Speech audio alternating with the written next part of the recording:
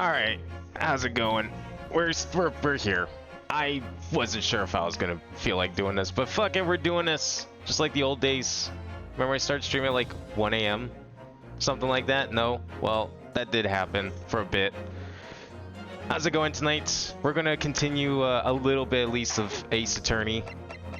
Because I actually don't know if I'd be able to stream tomorrow. So, we're gonna do some now.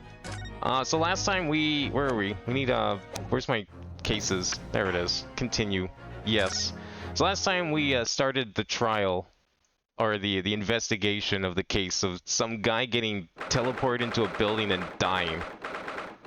Apparently someone made a death ray and not a teleport ray. You know, common mistake.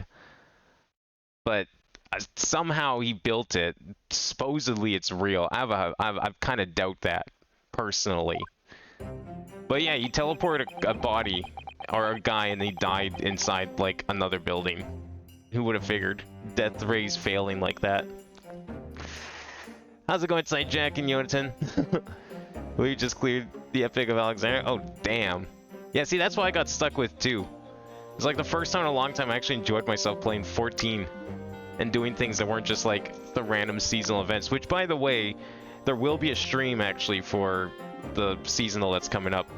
Was it tomorrow that starts or Friday? Is it Friday it starts? I don't know. Sometime in the near future we'll be doing a stream of that because I got some other content that I've been holding off on and haven't been doing, so I'm just going to stream it all together because it's been in the backlog of streams for like months now. So expect a 14 stream sometime in the coming couple of weeks. I think the event's on for like a whole month or something like that. So, we got a little bit of time, but expect a stream. It's not going to be a video this time. Maybe when 8.0 comes on, maybe you'll see a stream of me doing something stupid like a extreme or a savage or something. I mean, at the very least, we're going to be doing those medium contents. I want to do those. Especially if the medium stuff for raids in 8.0 is valid for story purposes. 100% going to be doing those. I don't care how much face bashing I need to do to get through all that. I'm not doing baby normal easy mode if I'm given the option of doing proper medium mode, you know? So yeah, that's it's going to be interesting. But yeah, and in the meantime though, we're going to get a 14 stream some point. I have to figure out where we're slotting it in. Maybe we can finish like Mario or something before the event ends, and then I can put it in there. That'd be pretty cool actually. Anyways, we're gonna play this now. So, recap, there was like an expo, like a science expo. Some guy built a teleportation ray, and in a live demonstration, tried to teleport a guy, but he got like disintegrated and then reconstituted as a dead body inside the building across the street. And, you know, obviously now he's being held for murder, as one does.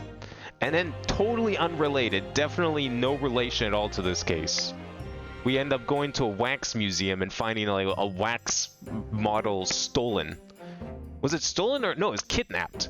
Someone kidnapped a wax model. I don't know who does that sort of thing, but yeah, apparently the owner of the museum had to pay a ransom on a wax dummy. So surely it's not related in any way, shape, or form. So I don't know what we're doing today or what the relation between those two things are. We're gonna try and start unraveling this this whole death ray / teleportation ray thing going on here. Can't believe it's been 6 months since I was last allowed to work in court. Oh yeah, also he got disbarred despite never taking the bar exam. That's actually pretty impressive. Imagine, you know, working in court and then getting disbarred without taking the exam. That's, you know, not anyone can say they've done that. Now here I am, back at the Old Bailey. Oh yeah, there's our client. Look at this guy. This guy thinks he built a teleportation ray. Yeah, Red Mage is really good. I'm looking forward to seeing what they do with Red Mage in the new job form. Because, like, he's already got a bunch of jumping around and in and out kind of shit. I'd be curious to see what Red Mage gets. Could you imagine if Red Mage actually got more healing spells? And was like closer to a healer role than he is now? That'd be kind of cool. There's like more support stuff on Red Mage. Really lean into the whole white and black magic thing going on. No, no, don't kill it. Make it better. Think about it. Think about how cool it'd be if Red Mage not only had a raise, but also a healing spell that was actually good. Or like a regen. What if they gave him like Asuna? You know? And like Asuna, just assuming Asuna was like actually a decent thing to have in 8.0. Like, just think about the possibilities. Think about how Red Mage is played in like single player Final Fantasies. That'd actually be pretty cool. If in the future they just removed Red Mage from the game, oh well, that's unfortunate. I was looking forward to playing Red Mage, so oh well. We only got 22 other jobs. I'm sure we'll find something just as good. All he needs is an AoE heal. See that? Now you're thinking. AoE heal on Red Mage. Just sitting there like every other, weave in those heals, every other spell. Keep everyone buffed up. You won't need healers anymore. You'll just have like a party of Red Mages. It'll be just like FF3 all over again. Yeah, Pictomancer is pretty fun. I want to see what they do with that too, because like, my theory was always, I know we're distracted from this, my theory always with Pictomancer was that the job itself was already built for 8.0. I was like, when they came out with that, I was like, I bet you this is like the prototype. This and Viper are like the prototypes for 8.0. So I don't even see them changing too much. What I see them doing though, is I see them adding more paintings, more painting types. Or like things to use the paintings on. Like when you do a hammer, when you paint a hammer, it's not just one skill it's good for. Now you got like 2 or maybe even 3 skills you can use it on. And you get to choose. Because that's like the whole like shtick with the new job system is you get to pick and choose how your rotation goes, depending on the situation. So I don't know what that would mean for a hammer. But, you know, some of the other spells, I could totally see them making it. That's why they, like, why else would it be separate, right? You gotta make them charge somehow. One of the DT duty supports, Alisei does Ver Medica, in which it does an AoE heal regen. I mean, yeah, just put that on Red Mage then. Why not, right? Yeah, Bard, get Bard leveled up. Have you seen the shit they did with Bard? Bard looks fucking awesome. I can't wait to play that one. It's like dodging everywhere, and then like the buffs actually seem like they might do something decent for once, not just like 1% damage. There's other jobs with better support skills than Bard. Bard's supposed to be the support. And yet here it is like, look, I'm gonna give you 1% extra damage when I play my little tune. Isn't it great? One evolved Red Mage should just be current Red Mage but with combined buttons. Yeah, I could kind of see that. I mean, that would probably be fine. I think they could just add more, like, cool spells and stuff, like, really lean into the whole magic thing. But Red Mage is pretty fun to play, even on its own. It doesn't, like, the fact it hasn't changed that much since, like, Stormblood is kind of sick, honestly. It's, like, one of the few jobs that didn't get gutted. So it's kept its form even from, like, the old days. I would consider even Stormblood the old days now, even if it's, like, post my preferred playstyle. No, I don't think the new mode's gonna be a lobotomy for any job. I think they're gonna make everything cooler. Like, Paladin is now a DMC game. Bard gets, like, a dodge ability. White Mage is, like, run and gun healing now, like Sage. And Sage is pretty fun. What was the other one they showed off? I don't remember what the other one is. Oh, Dragoon. Dragoon's got, like, a proper jump now. They're, like, actually, like, how did Dragoon not have a proper jump in all this time? It's Dragoon. That's its signature skill, is jump. And all it gets is these little piddly hops. Up until they decide to finally add a jump. So I don't consider Stormblood like old days. I mean like before they started gutting like the combat systems like elementals.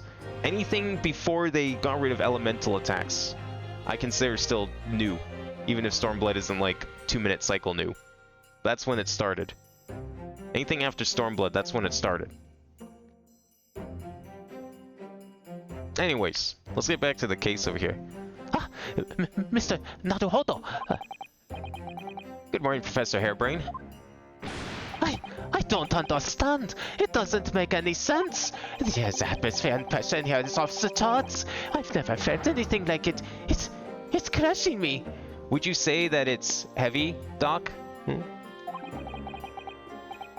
I feel it every time I'm here. That gravity. Well, this is Britain's highest court.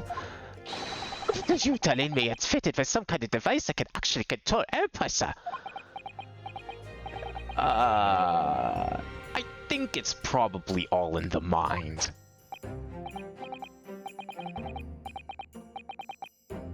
Yes, well, you don't let me down, will you, Mr. Naruhodo? I'm counting on you in today's trial to save my life. To save the secret of my super high voltage instantaneous kinesis machine from being made public. Yes, I understand. I know what I have to do. I have to establish that the explosion 2 days ago was nothing more than an unfortunate accident. I'm sure there's nothing to worry about, really. Justice will prevail. Professor Herobrine? Oh, that's perfect. I love it too much. Yeah, good luck with your food.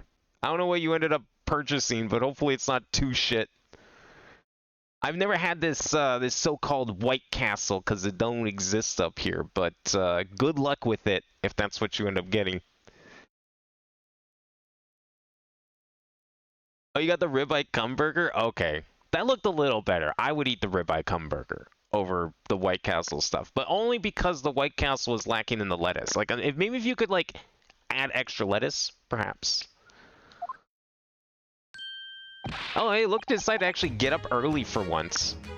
Mr. Sholmes, I didn't expect to see you here. It was very mean, Bruno, leaving me alone at home with Hurley. It took me at least an hour to wake him. Is it? Are you? Sherlock Sholmes! Indeed, sir, I am he. Sherlock Sholmes. Oh, I've heard all about your exploits, even whilst living in Germany. Oh yes, Rand's magazine is on sale in Germany too. Oh, this month's installment was sublime. Your deduction in the adventures of Silver Blaze was wonderful. Ah yes, a memorable case indeed. It concerned a snake, I seem to recall. No, that was the Speckled Band. Well, thank you for coming. I do appreciate your support. I'm sorry to disappoint you, my dear fellow, but I'm afraid I can't stay. Oh, I have urgent business at Madame Tuspel's. You mean your waxwork job? No, the waxwork abduction, of course. Madame has engaged my services. Oh, so you're trying to get to the bottom of that ransom note, are you? The week's wages would depend on it, as does the safe return of the waxwork, naturally. As such, I intend to give it my undivided attention. Oh, well, never mind then. I understand. Of course, with my skills of observation and reasoning, resolving the matter will be as easy as proverbial pie. I shall return forthwith. For until I solve the case, I shall have no money to afford a pie of any description. Oh, then you must absolutely give it your full attention, Hurley. Wait, doesn't, like, she get paid for writing the stories? What happened to that money? Doesn't she get, like, royalties from publishing in the magazine? Or is she just doing that pro bono? I think she should hire a financial expert here or something if you're doing that shit for free. Quite, Iris, quite. But life is riddled with irony, you know. Whenever I give something my full attention, I have a quite insatiable desire for a pie. One of the universe's intractable mysteries, you might say. Oh yes, quite, definitely, absolutely. I totally understand. Is someone a little starstruck? I wish you the very best of luck, Professor Harebrine. Also, there's a good chance this guy in the white coat might be a serial killer that may have killed himself or, you know, died of natural causes. Sometime in the not too distant past. Just pulling that out there. Well, thank you. Before I depart, Mr. Naruhodo, a word in your ear, if you please. What's this about? As you have remarkably little grounding in science, I feel I ought to inform you. As compelling as this super high voltage instantaneous kinesis hypothesis may be, a practical implementation, such as was attempted by the professor at the Great Exhibition, is quite impossible. But the professor said the demonstration was a success. Yes, it would appear that he fervently believes it was. I've read Professor Bunnybrain's paper about it too, Bruno. But I have to say, I'm sure it can't be done. It could barely be done theoretically, let alone practically. So he's completely barking up the wrong tree. But how can an experiment that had no possibility of succeeding in fact succeed? Well, that's contradictory. And it's that contradiction that will be at the heart of the trial, I've no doubt. What's that supposed to mean? I mean, all he said was that he succeeded. He didn't say what he succeeded in. Maybe he wanted to make a death ray. Now, I must hurry along. I wish you the best of luck, my dear fellow. See you later, Hurdy.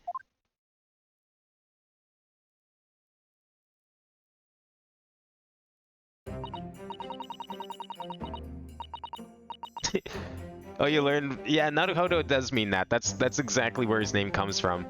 They didn't even try to translate that one. Probably couldn't think of a good pun back in like 2004 when they were making the DS version. But yeah, that's always been Naruhodo is Phoenix's last name as well in Japanese, because hence the family lineage here. But that was always the joke. Well, it looks like you're on your own today, Bruno. But chin up, you can do it. Wait, where are you going? Are you not sticking around? You going back to the exhibition? Oh, well, what about you, Iris? Oh, no, I'm afraid I can't help. I have something I need to do. I see. It's going to be a big surprise for you when you find out what it is. That sounds ominous. Yeah, remember the last time she helped by bringing us some fucking cat flap maker thing? That was a experience. Counsel for the defense and the defendant. Court is about to be in session. Make your way to the courtroom at once. We're on our way. Yeah, the teleport worked. He just died in the process, It is just a minor setback. You can work it out. Just go tweak the numbers a little. Perfectly fine next time. Experiment that the laws of science say can't possibly succeed. And a scientist who's convinced that it did. Well, that's the riddle you have to unlock here, Ryunosuke. That's the key to this case.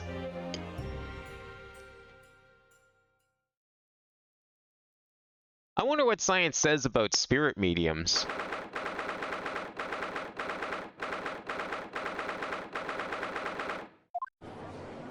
Do you think if they made a third grade Ace Attorney game, they would introduce a spirit medium into it? That'd be interesting to see how that goes. Ryunosuke meets a spirit medium. In the name of Her Majesty the Queen, I hereby declare this court to be in session. We are sitting today for the public trial of Professor Albert Harebrant. I now call upon the counsels for the prosecution and defense to declare their willingness to proceed. The prosecution is ready. The defense is ready, my lord. 6 months out of practice. And what's more, without Sato-san today. You think she could just, like, teleport in here at some point? Just as, like, a mid-case twist? Ugh. It's just my imagination as the air in here feel even more oppressive than usual. So, I must say I recollect the victim of this case all too well. Mr. Odie Asman. Mr. Asman was well known as a financier, as though that was merely a front for his diverse criminal activities. It was only a month ago that the man appeared in court prosecuted by you, Lord Van Six. But the jury unanimously found him not guilty.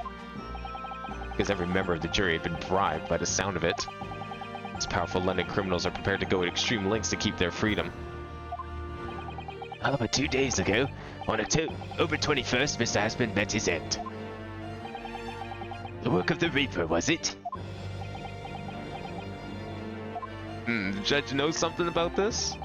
If that is how your lordship would describe divine retribution, but the fact remains that Mr. Asman's death was a direct result of the actions of the accused, Professor Harebrant. Very well, then.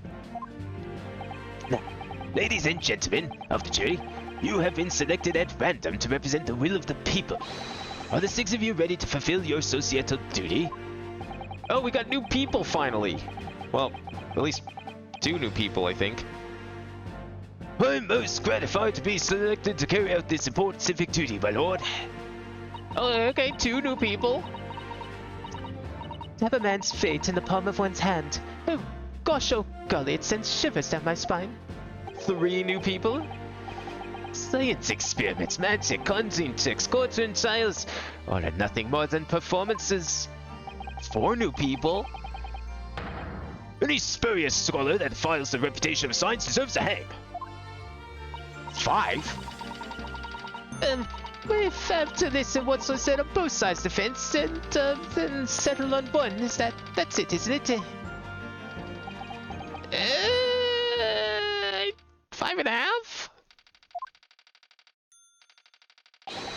Oh, okay, 6. I looked like someone else for a second there. Wasn't like this in my day. Was like this at all. Is he a policeman or army vet? Can't tell. That's a police killer Automo lookalike. Again. And he's exhausted as ever, it seems.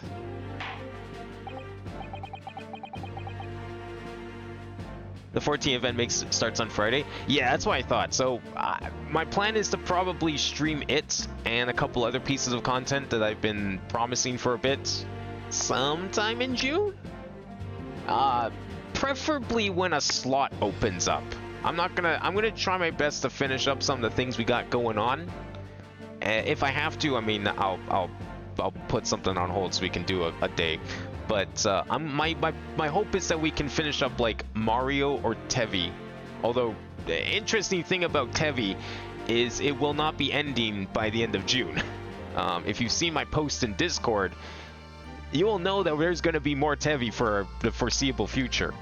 But that Mario has a chance. It's an optimistic chance, but there's a chance. So it might be when Mario is done, possibly, is what I'm hoping for. Now, as I'm sure you're all aware, the incident we are here to judge today tragically took place at the Great Exhibition, shortly after its opening. So the death toll could have been far worse. With the exception of the victim, no one was killed. Nevertheless, the dream of science being exhibited rapidly turned into a nightmare for the spectators. A tragic turn of events, and as such the eyes of all London, no, the whole wide world, will be on this trial. It is our duty to reach a swift and just conclusion, I feel. So, your opening statement, please, Lord Van Zieks. At the heart of the incident is technology never before demonstrated anywhere in the world. One of science's latest developments, I take it. The government is keen to capitalize on the Great Exhibition to improve Britain's technological advantage. The technology being demonstrated by the accused was described as super high voltage instantaneous kinesis. Good lord! It's designed to disassemble human subjects using extremely high voltage electricity, and beam them instantly from one location to another where they are subsequently reassembled. Is such a thing even within the realms of possibility? Well, I don't believe it, that's for sure. Disassembling people with electricity. My goodness, how shocking. Well, the whole idea is absurd. The hypothesis would never stand up to scrutiny. So I believe you are a fellow of the Royal Society, are you not? An expert in your field? I am, and my word on the matter can be considered final. Instantaneous kinesis is poppycock. So this expert and Mr. Sholmes are in agreement. It's impossible. What is the prosecution's view of the matter? As the prosecution would assert that the accused's instantaneous kinesis demonstration was a success. Ooh, interesting. Okay. You actually believe it, do you? Is this some bias I'm hearing because you two are best friends? Order! Order! The professor's hypothesis is currently under investigation by the British government. If it is deemed to have merit, a substantial research grant would be made available. The accused made use of the invention built on his new hypothesis to take Mr. Osmond's life, in order to be the sole benefactor of the grant. But... This disastrous demonstration was no accident. It was carefully designed from the outset to end the life of the victim. Okay, so much for being best friends. Thank you, Lord Van Zieks. The prosecution stance is clear. But you will now bring forth witnesses to substantiate your claims. Gladly, my lord.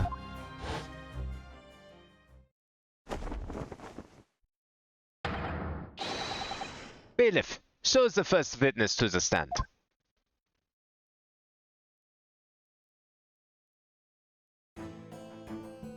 New TV releases on your birthday? Oh, damn.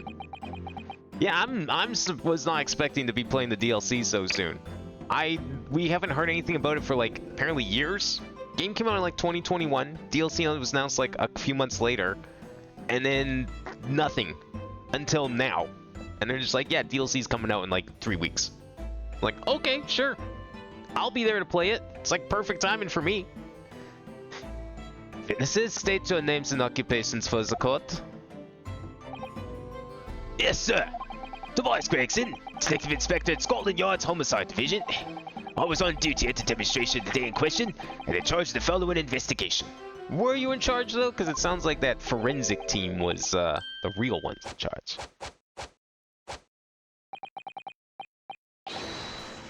Albert Helbert, the scientist. You were born in England, but have been carrying out research in Germany in recent years, correct? Yes, that's right. After graduating from university here in Britain, I went to work in Germany and made an amazing discovery, which is what brought me back. I had to demonstrate my incredible hypothesis at the Great Exhibition. What you demonstrated was incredible, alright. What a incredible explosion. Oh, the science was a success. The antithesis worked. Everyone saw it. They must have done. Yes, there was the terrible accident, but the demonstration of my hypothesis was a success. Well, that much is undeniable, as shown in this photograph taken by forensic investigation team. This body's in pretty good condition for someone who just got teleported. This was taken inside the Crystal Tower, I take it. The centerpiece of the exhibition, no less. That's right, my lord. Seems the victim ran straight into it. I see. Very well. Submit the photograph as evidence. Shows an apparent stab wound to the chest. Apparent. I mean, I guess that could be from the glass. Maybe. There's a lot of glass shattering around him. As of course heard, the victim of the incident was Mr. Odie Asman. There have been a number of allegations made against the man, but putting him aside for the time being, he was the man who financed the research for the experiment and the demonstration itself. I see. So to summarize the situation, the defendant is accused of taking the life of the man who funded his work. Would that be correct? Exactly. But couldn't it be that the explosion was caused by some malfunction in the apparatus used for the demonstration? Oh, that's right. That must be it. My splendid machine. My poor splendid machine. You saw it yesterday, didn't you? We can't even examine the wreckage thanks to the Special Dispensation for Scientific Equipment Act. What? The wreckage? The wreckage? Well, being the case, how can the facts be established? How can it be possibly determined whether this was an accident or a deliberate and malicious act? Extremely simply, my lord. I beg your pardon? Isn't that right, witness?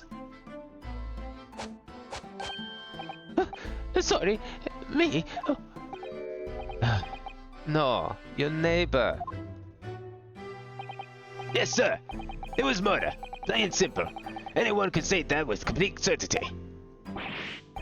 What? How can he possibly think that? Or did he find the switch on the side of the machine that said, like, Death Ray and Teleporter? And it was, like, accidentally set to Death Ray? Sorry, purposefully set to Death Ray? Thank you, Inspector. I think we'd better proceed to formal testimony. You will explain to the court on what grounds you claim this experiment to have been a front for murder.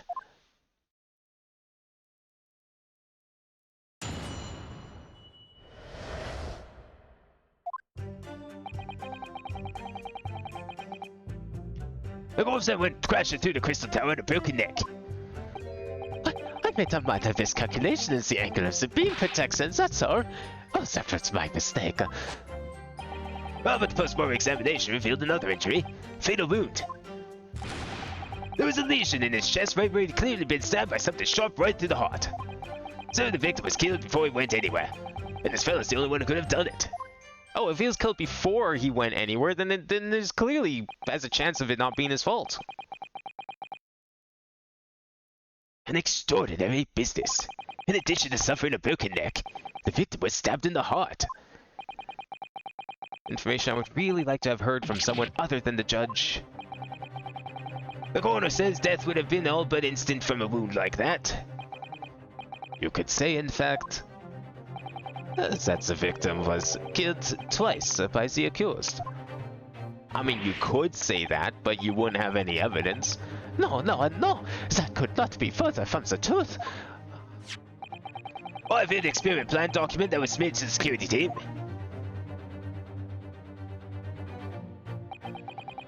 The victim stood himself inside something called the birdcage, ready to be beamed instantly.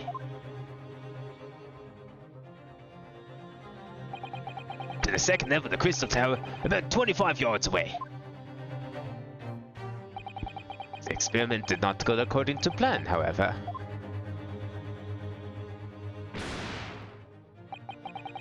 As the machine was put into operation, there was a large explosion.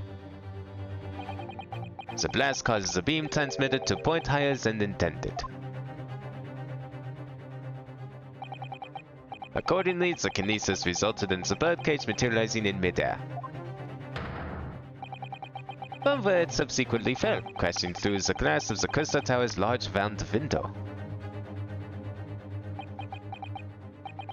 My word, one assumes the victim's neck was broken upon impact within the tower then? I'm so sorry. I didn't mean for this to happen. The machine was just too powerful. But honestly, really, I swear, it was just an accident. A terrible accident. Unfortunately, that excuse can't save you. No, not considering the sharp murder weapon that pierced the victim's heart. Murder weapon? What are you saying? This is the autopsy report submitted by the coroner. The prosecution would like it entered into the court record. Your request is granted, counsel. His neck was broken from the impact of a violent fall and he was stabbed in the chest with a sharp object. Okay. Well, I mean, falling could also result in a sharp object being stabbed through the heart. I was there in person, you know. I saw the whole ludicrous performance. And the only other person on the stage, Mr. Aspen, was that disgraceful excuse for a scientist. Then really, by all accounts, it must have been him. Hard to think otherwise, really. Very well. Counsel for the defense. Proceed with the cross-examination, please. Oh, yes, my lord. Yeah, we'll check out the evidence momentarily. Don't worry. I'll do it before we deal with the cross-exam. Need to focus here. It's been a while. There's a couple pieces we need to take a look at here.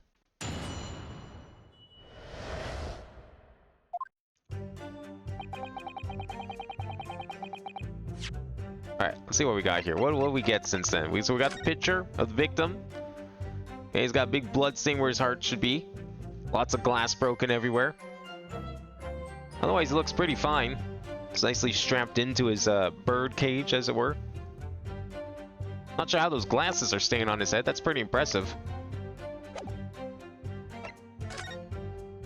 Victim, Modi Asman, 47, British. 21st October around 2:20 p.m. Hemorrhage of a wound to the chest that pierced the heart inflicted by a sharp implement. Okay. A broken vertebra, most likely resulting from impact after a sudden fall from considerable height. Okay. So his back broke, and his heart, well, I guess his neck. Is his upper back, so neck area-ish. Resulting from impact of a sudden fall from considerable. I mean, that makes sense. Crashed on to the building. Okay, it doesn't say anything about when either of these things would have happened or the order they happened in. Probably not really something you can determine. Just that 2:20 is when he died. I don't know if we have anything saying otherwise. That was the important thing there, was the one on the back, not the front. Not really a whole lot with this at the moment. Although this does make it seem like you can stand here, which didn't seem to be the case in the opening cutscene. Like, I pictured this as like kind of like a glass version of the Eiffel Tower. I don't remember there being like ledges like this. So I think he just crashed through a window.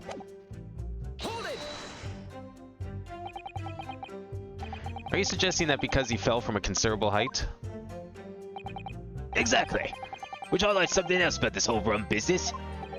What's that? As the fact that the instantaneous kinesis itself was a success. Ah. After the explosion, the cage of the fellow inside suddenly appeared out of nowhere in midair.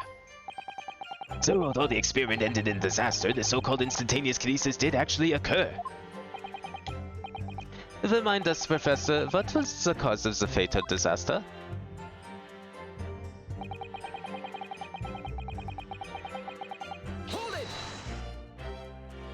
So the angle of projection is critical, is it? And you calculate it yourself, personally? Absolutely. The calculation is far too complicated for anyone but me to carry out. Only, you got it wrong, didn't you? Yes, that's right. That's the point. The calculation is so complicated, even I can make a mistake. I don't think claiming you made a mistake is going to absolve you of killing a man. Like, at best, you're going to get downgraded from murder to manslaughter. That's still pretty bad. Do people fall for that brazen confidence? I should try it. I took into account the subject's height and weight, the wind direction, the ambient temperature. I considered every possible variable, so I just don't understand how this could have happened. Obviously, then, you had to include the weight of the clothes Mr. Asman was wearing at the time, I suppose. Quickly, comments! The answer should have been C! So much for safety first. The 3 must be for safety third. Looks like Ryunosuke over here is the science guy now. I mean, he should have been one up there doing an experiment. Another fatal injury, you say? That doesn't make any sense. Well, I didn't think I have to spell this out, but here we go. Just because there were 2 fatal wounds doesn't mean I'm saying the victim had 2 lives to lose, does it? Too right. Obviously, at first, we thought the bloke had died due to his spine snapping in half as well. But you're saying that's not the case. You'll get your answer once I finish my fish and chips. You don't keep butting in every few seconds. We all know that's a bottomless bag. The victim plummeted 30 feet into a glass tower. It would be reasonable to assume that that's the cause of death. Right. That's what we all thought. But it was a red herring, was it?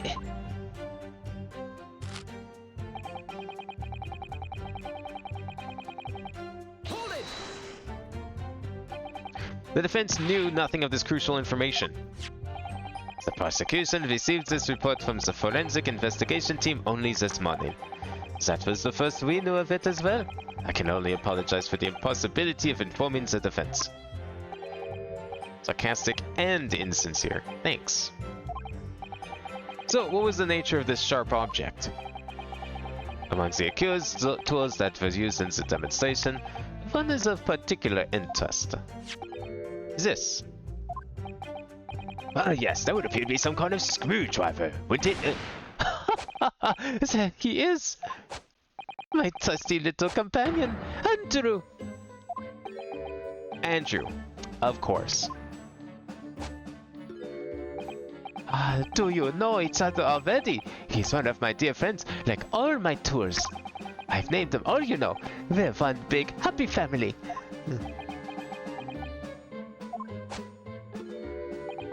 Andrew is my flathead screwdriver, of course. His brother Michael is a crosshead. Wouldn't his name be Phillips? Well, it appears to say that your beloved Andrew has a red stain on his shank. Well, that isn't... It's blood, beyond all reasonable doubt. No. Well, that's not all. The long, sharp shape of this Andrew fellow is completely consistent with the victim's wound. What? Flat versus cross tip. I've never heard anyone call it a cross tip. Star maybe, although that would also technically be wrong. But pretty sure that Michael's name should actually be Phillips. Wonder what his square-tipped screwdriver is called. Order! Order! We'll enter this friend of the defendant as evidence. Professor Harebrain's trusty screwdriver he named Andrew. There are traces of blood at the tip and it matches the shape of the victim's wound. So one of Professor Harebrain's tools is the murder weapon. Great. So did someone shoot the screwdriver out of the crossbow? I mean, it's a good shape for it. Hold it! What grounds do you have for saying that? Do you really need to ask? There were only 2 people on that public experimentation stage, before the whole crowd. The victim, Mr. Oriasman, and the accused, Professor Harebrain. And we know for certain that before the experiment, the victim was alive. That's right. I saw him with my own eyes. Furthermore, following the explosion and kinesis, nobody went anywhere near the body. In other words, only someone else on stage with the victim could possibly have done it. Excuse me. Was he going to say there's a third person on the stage? Professor Harebrain, do you have some information that may be relevant here? Professor! Sorry.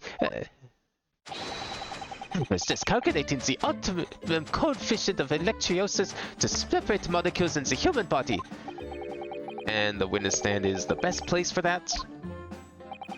It seemed as though you might have something to say about Inspector Gregson's last remark.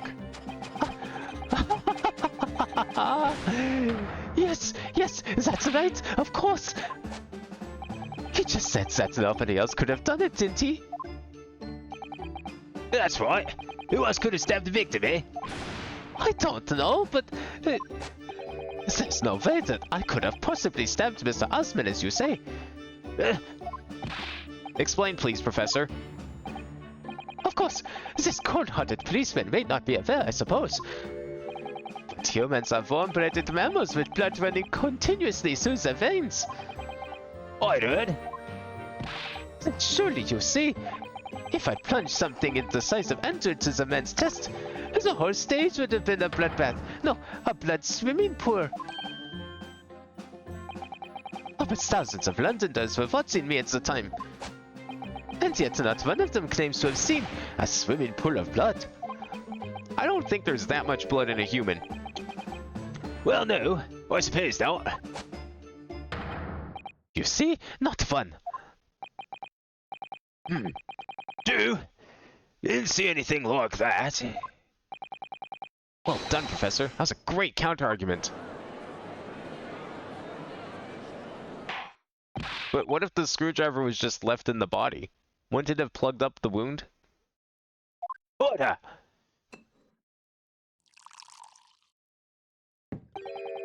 I forgive the discourtesy if I save a drop for my hallowed chalice to accompany my old friend's abducting.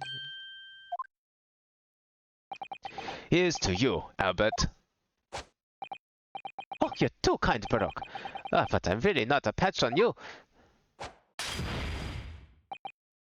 No, you're not.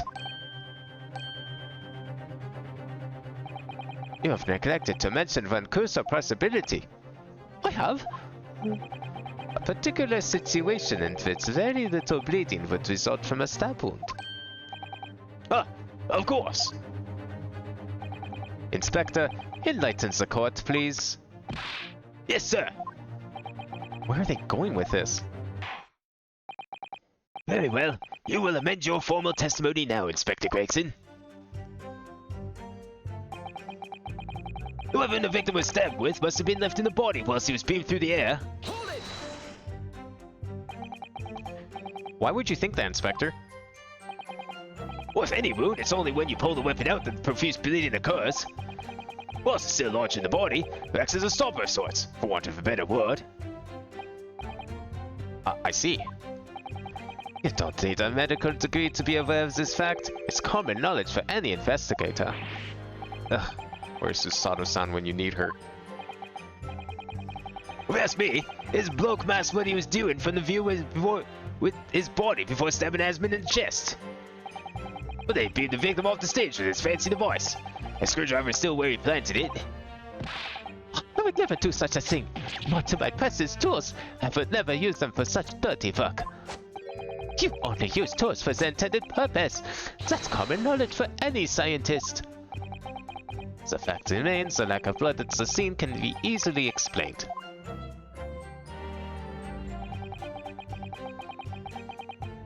We found the screwdriver on the sand. That's true, we did. It was on the, where the weapon, or the ray was.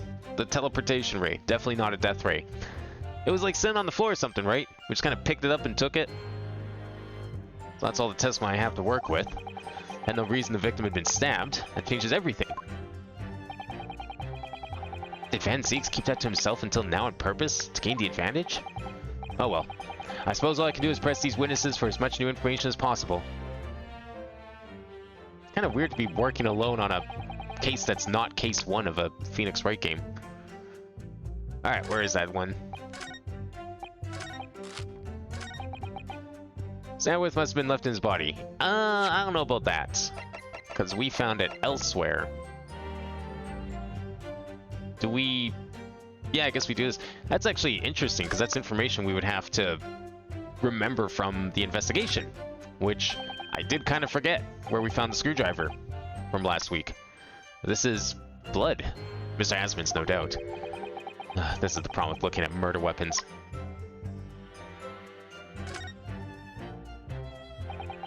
I've seen this unusually shaped handle before.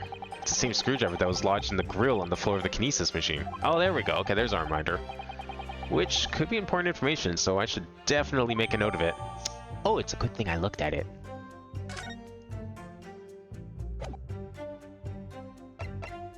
Poking through the grill in the base of what remains of the Kinesis machine. There we go. Objection! You say that while the weapon remains in the body, there's very little bleeding. Is that unequivocal? Look, there is no blood on experimentation stage, even though that's where the fellow was stabbed. The only explanation for that is that the screwdriver is still in his body, stopping any heavy bleeding. It's common medical knowledge, my learned friend, even on your side of the world. Yes, but about this screwdriver.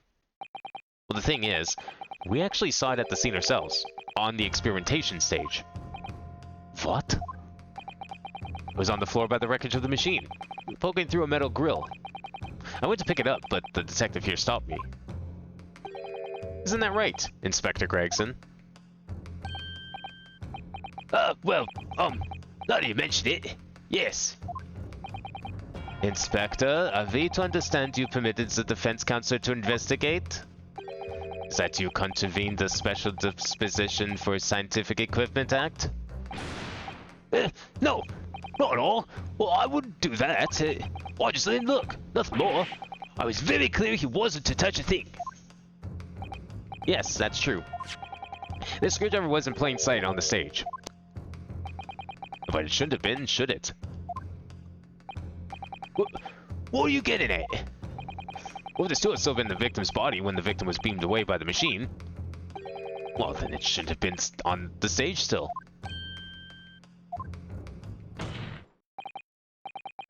That's right. It should have been beamed across to the Crystal Tower along with Mr. Asman. And been found still lodged in the victim's chest. Maybe it wasn't part of the calculation. And, you know, he missed a screwdriver in the calculation, and that's why he didn't get teleported. Order! Order!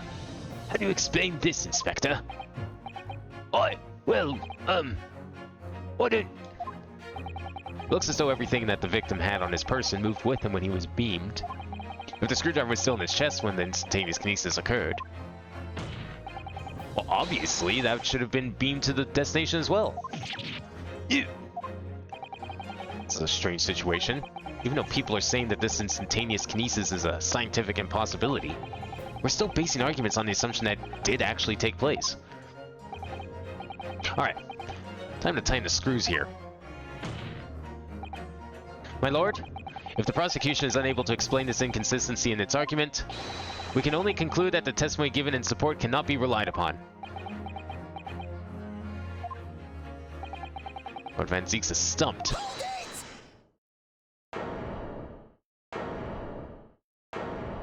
You really want to refute this one? We sure about this? Do you have something to say, witness? Yes, I know it. It bears out the equation told. Mr. Naruhodo, don't worry. About what? Without delving into the details, there is no inconsistency. What? The Vanta had been lost in Mr. Asman's chest. My trusty dwarf wouldn't have moved, and to remain on stage is consistent with my calculations. What? What? I was joking, by the way. Yeah, that's how I feel right now, too. It would seem your illusions have been shattered. Clearly, we should hear the accused's explanation. Or should I say this brilliant scientist's explanation? Just when I found an inconsistency in the prosecution's argument. Scientists. That's it, just scientists. Damn those scientists. Very well, the defendant will testify again. Provide us with the scientific explanation as to why the inconsistency asserted by the defense fails to hold. In the name of Apollo, I will, my lord. Why Apollo? Was he the god of science? I thought he was like the god of, like, art or something. It's a little early to be doing space references. To be clear, I'm still at the stage of gathering data in my research.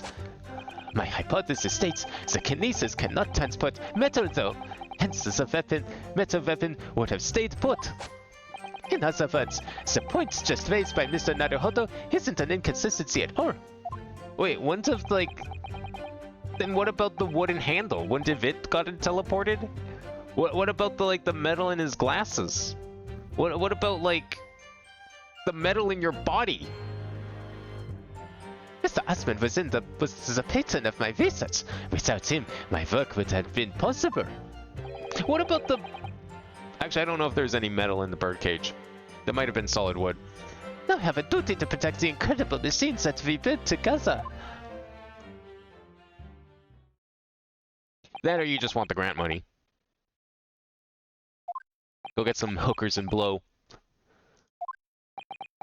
Or whatever you do in 1899. So the thrust of your testimony, Professor, is... That based upon his hypothesis, metal objects cannot be moved by this method of instantaneous kinesis. Glass is actually a genuine hole in that? Well, okay, glass is a genuine hole, but, like, what about the metal and the screwdriver? Like, if metal can't be transported, then wouldn't, like, the handle have popped off? Like, shouldn't we have found the screwdriver in pieces then? And we should have only just found the shaft? Whereas the handle should have been over in the tower? In other words, In other words, since the screwdriver is made of metal, even if it remained lodged in the victim's chest, its subsequent discovery on the stage despite the victim being found elsewhere is not an inconsistency. And therefore, Professor Albert Hairbrain could still have been the killer. Great hypothesis holds, you see. We had to make the cage used to contain the subject from wood for that very reason. I was not addressing you, witness. Professor Hairbrain, Yes, whose side are you on here? I don't take sides, Mr. Naruhodo. No. My only interest lies in upholding my hypothesis. I'm a scientist after all. Is he working for us or against us? It's very hard to tell. Let's see how you cross-examine this testimony, my Nipponese friend. Yes, fire away, Mr. Naruhodo.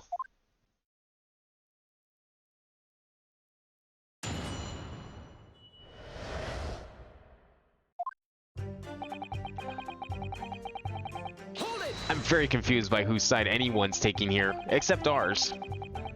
And your retort to my argument was lacking in confidence anyway. No scientist can find the truth without first finding self-belief. Those words were the words of a certain scientist I hold in the very highest esteem. But you realize that disproving my argument puts you in a very precarious position, don't you? No scientist should strive to protect himself more than he strives to protect the truth. Well, words of the same great scientist, you know. Words that are causing me a lot of trouble. Who is this scientist? I'm afraid I couldn't tell you, Mr. Naruhodo. But as soon as I remember the magnificent genius's name, you'll be the first to know. It might be worth keeping the names of your idols to mind. If wasting your breath, my learned friend, this scatterbrain even forgets my name at times. So Lord Van Zeeks really did have a friend once. I didn't notice hell freezing over. Wow. Okay. Damn. Hold it! Your hypothesis states it, so this isn't proven then? No, of course not. It's merely a hypothesis, but a good one, based upon thousands of calculations. But it is widely known that metals can't be decomposed by electrolysis. Yes, of course, so I am right. My hypothesis is clearly correct.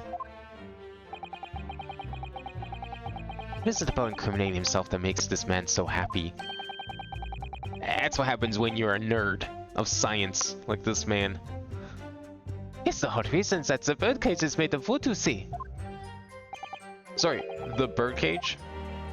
Yes, that's what I call the sea of Tusa cage in which Mr. Asman was placed for the kinesis. Sea Obtusa? The jail cell in which the victim was detained. Or it seemed made of some timber of some sort. I'll think you not to refer to as an instrument of incarceration, your lordship.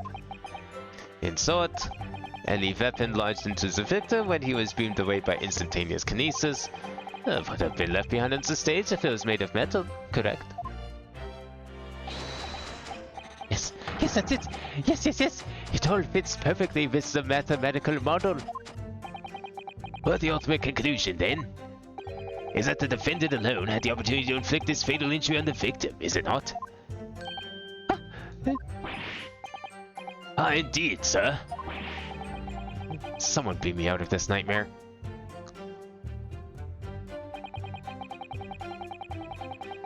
Hold it!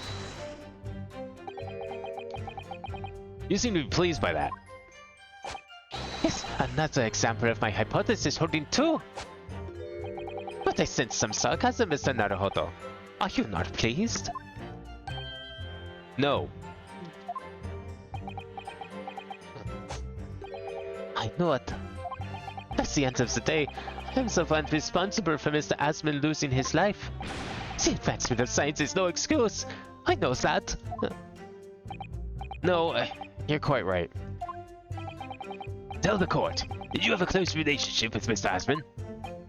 Oh, well, no, not really. I mean, I'd only met him 2 or 3 times. And we only ever discussed my hypothesis and the project. Or had the research grant, of course.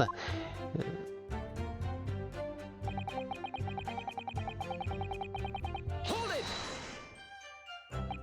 How did you come to know Mr. Asman in the first place? A year ago now, a small provincial science journal published a little paper about my work. That's a really small paper, yeah. That's a scientific journal? Good gracious, I should need new spectacles. I might have had an extraordinary hypothesis and great promise, but at the time, I had no money. I had to eat tiny little meals in a tiny little cafe and drink watered down water out of a tiny little glass. But Mr. Asman read the paper and came to visit me at my tiny little laboratory. And offered you money to help fund your work? Exactly! That's exactly what happened. I handled the theoretical side of things, and Mr. Asman provided me with an engineer for the practical. When the 3 of us produced that fantastic machine together. The machine that you brought to the Great Exhibition to demonstrate. We had to apply to the government for some sort of inspection to be allowed to exhibit, I think. I didn't understand all that side of things, and Mr. Asman took care of it. He was a wonderful man. Really, I owe everything to him.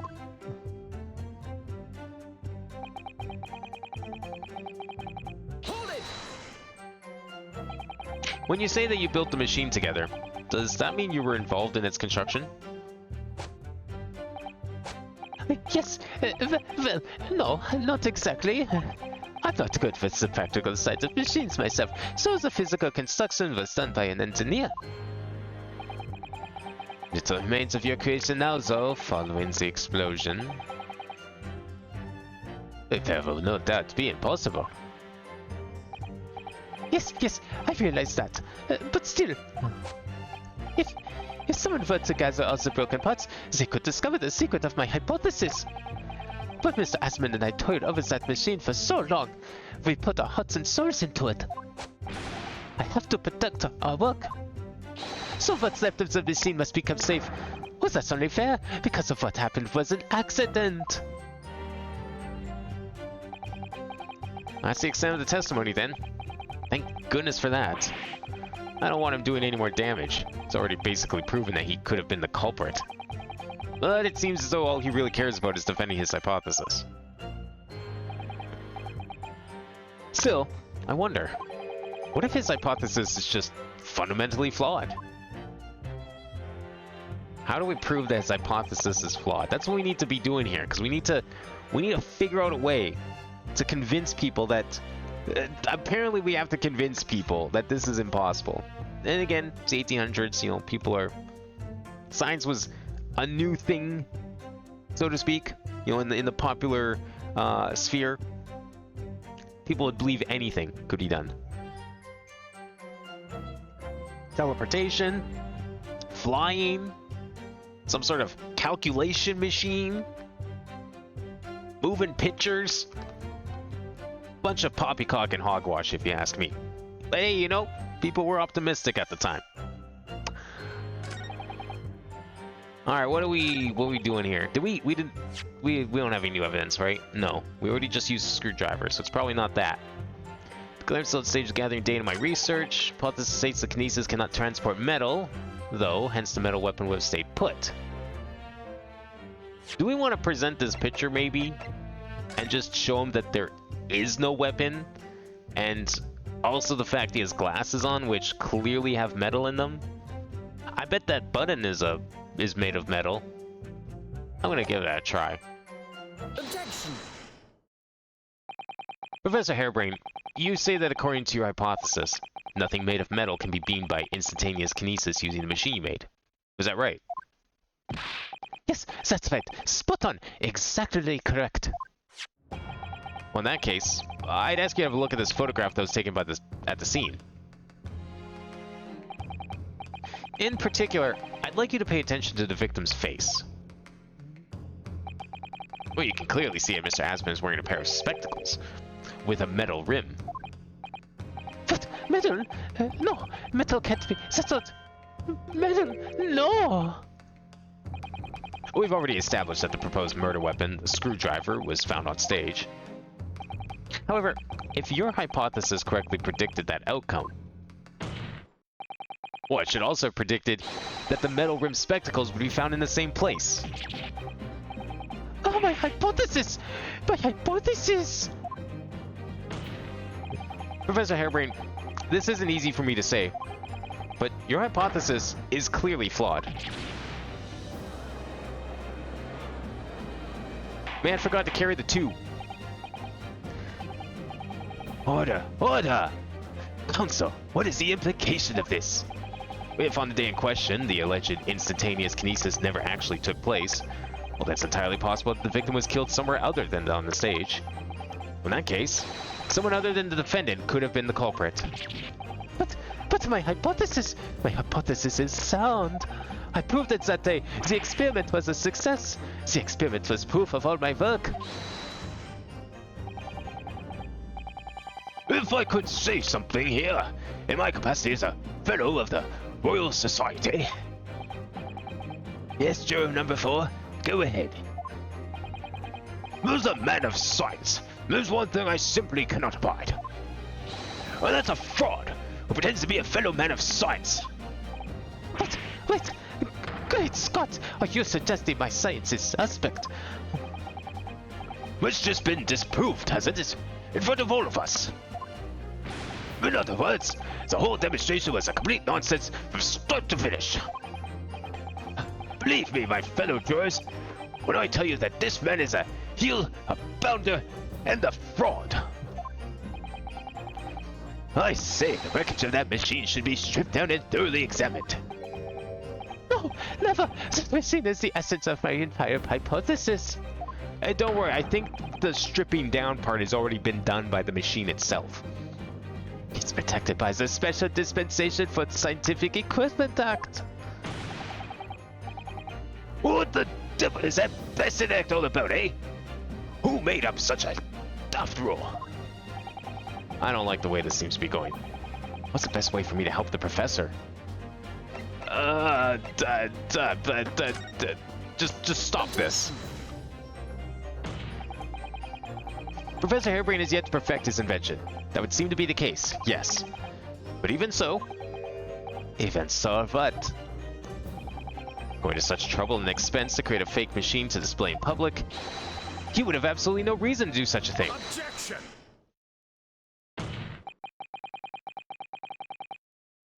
He had an obvious reason to do exactly that. For his research grant money. Yeah, but then what did he want the money for then, if not for the machine? Why would he make a fake machine to get research grant money? To make something else? They would have found out, and then what? They're gonna take back the money. Because you don't just get a research grant on one project and then use it on another project. That's not how that works.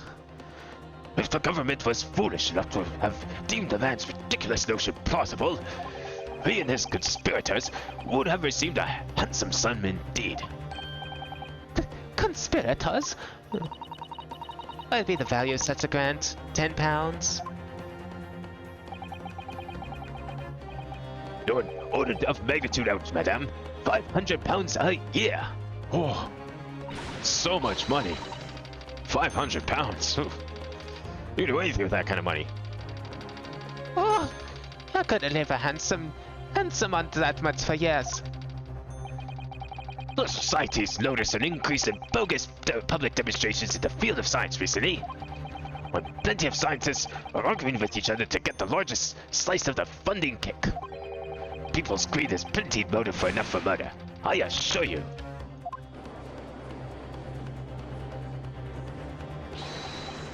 No, I haven't deceived anyone, least of all the government. My hypothesis is sound. The science is sound. Please, you must believe me. Objection! No matter how unbelievable this hypothesis may seem to you, ladies and gentlemen, the fact remains that the victim was transported instantly to the Crystal Tower. which means that the experiment was a success. Varrock. And therefore, the only person who could possibly have committed this murder is the accused. Varrock. Where is this heading? I have no idea. My lord, if I may. Yes, Lord Van Zieks. The prosecution would like to summon a new witnesses to the stand. New witnesses? What would be the nature of their involvement? They were spectators of the demonstration at the exhibition, who were occupying special seats. Eyewitnesses? Very well. The court grants permission to grants the prosecution's request. We should very much like to hear from the eyewitnesses to the incident.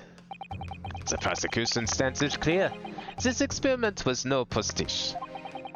The accused killed the financier victim there on the public stage before the very eyes of the spectators. Now, my learned friend. Oh, yes? It's time for you to make your own stance clear. There's clearly a flaw in the professor's hypothesis. I can definitely see that. But where does that leave me? We shall take a short recess now, during which time the prosecution will prepare its new witnesses to take the stand. I can't wait to see these new witnesses. As you wish, my lord. Good.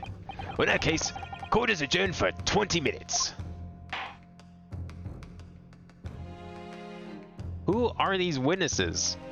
Who was there at the scene at the time? Like, is it people we know? Is it gonna be Madame Tussbells?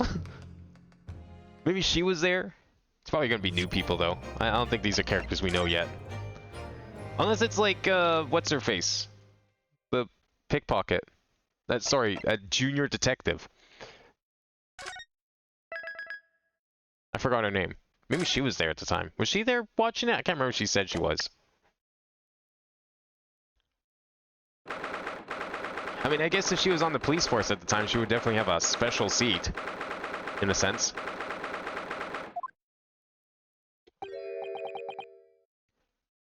Mr. Naruhodo! What on earth were you playing at just now? Or rather... What on earth were you playing at all along? My hypothesis! My amazing hypothesis! You've been picking holes in it from the start! Sorry about that. But you promised me! You said you'd prove that dratted explosion was an accident, not a murder! You said you'd keep my precious invention from falling into anyone else's hands! But what you've done so far is try to undermine me! You're the one saying you're a murderer! You want me to prove you innocent and yet you're like on the stand, I'm a murderer, I'm a murderer! What the fuck do you want, man? Yes, I did make you a promise, you're right. I said that I'd believe in you and fight for your freedom to the very end. But I also told you I was no scientist. I don't understand your hypothesis. Fact is, there's an undeniable flaw in your logic, isn't there? But if I just run through some equations, yes, you see, it's because my work is incomplete. Perhaps it is.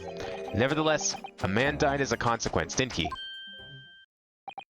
Oh no.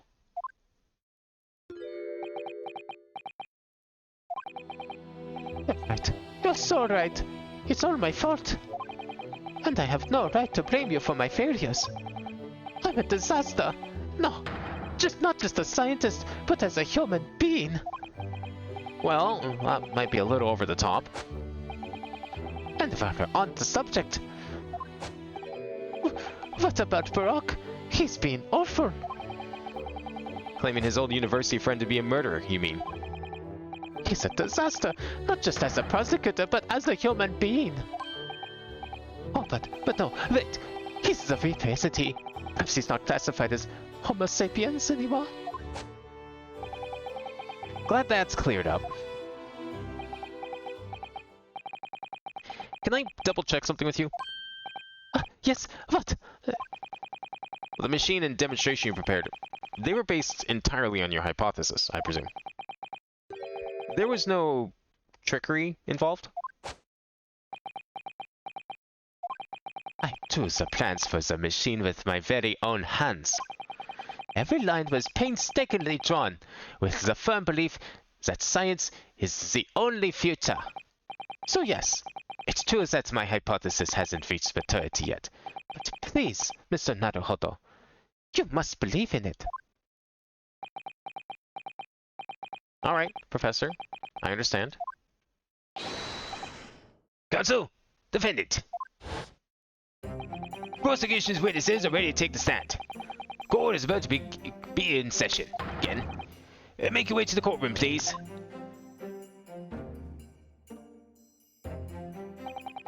All hinges on that demonstration.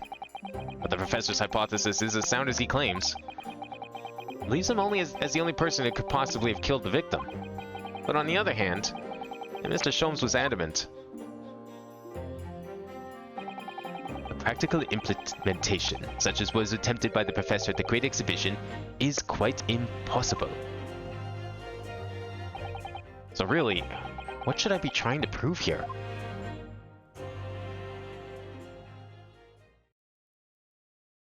Well, I think we need to prove how the trick was done, right? Maybe it'd still be insulting to his credit as a scientist or something, but clearly something is afoot. Alright, who's our new witnesses? Who we bring into the stand? The client's not responsible for anything sus with the design and presentation. Yeah, maybe that Asman guy had something to do with it. Maybe he, like, you know, scribbled out a 4 and replaced it with a 1. He's the one that messed up the calculations. In the name of Her Majesty the Queen, I hereby reconvene the proceedings of this court. Counsels for the defense and prosecution, are you ready for the new witnesses to testify? The prosecution is ready, my lord. As is the defense, my lord. So, Lord Van Zix, I believe these next witnesses saw the demonstration on the day in question with their own eyes. Indeed they did, and as luck would have it, one of them is a police detective. So the testimony we are about to hear can be considered highly reliable. Oh, it's totally her. Really reliable testimony. Alright, let's see where this goes. Perfect. A detective of all people. The prosecution's stance remains unchanged. So it ended in tragedy, the demonstration on the day in question was scientifically sound. Again, I feel like he's covering for him in some weird way. And consequently, the sole person with the opportunity to have committed this act of murder is the only other individual to have been present on the stage at the time, the accused. Thank you, counsel. The prosecution's position is clear. So, bring forth your witnesses now. Bailiff, show the witnesses in. The witnesses whose proximity to the incident on the day in question will clarify the truth unequivocally.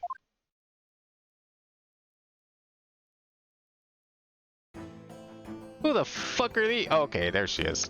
I was like thinking for a sec, there's no way she wasn't there.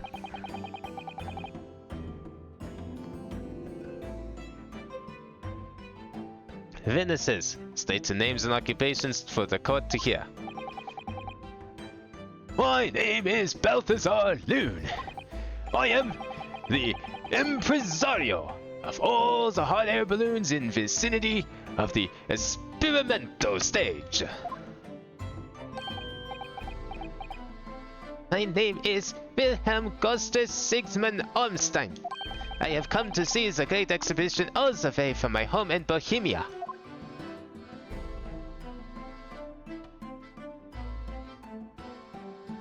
I thought his name was Jason for a second. I'm very rich. Yeah, we see that. Inspector Gino Stad, Scotland Yard. I'm a great detective. Even Sherlock Sholmes agrees. I was on security duty at the exhibition. I got to go up in one of them balloons. It was amazing. Oh yeah, that's right, she was in the balloon. That would be a very special seat. I forgot about that. Gina, again. Well, she did mention that she'd seen the disaster from up in a balloon, actually, didn't she? It's a pretty good viewpoint. Not a very common one back in the day. She clearly loved every minute of it. There were 3 balloons flying near the public experimentation stage when the incident occurred. 2 of these witnesses were in one such balloon at the time and saw events unfold from the skies above. You make it sound like they were in the clouds. It was only an altitude of circa 60 feet.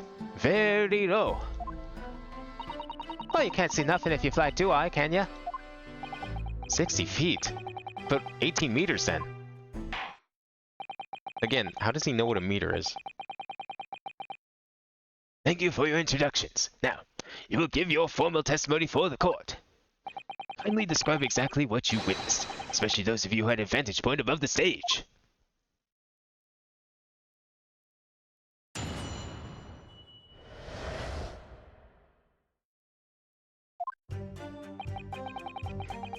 It was an incidente terrible.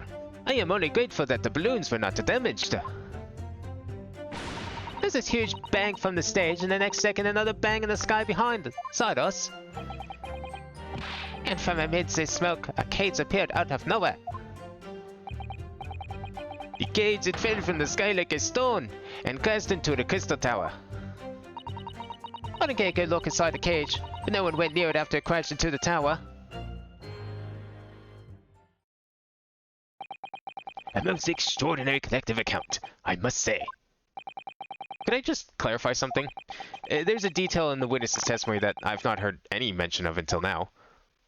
Specifically, that there were 2 explosions? More precisely, 2 explosions in 2 separate places, yes.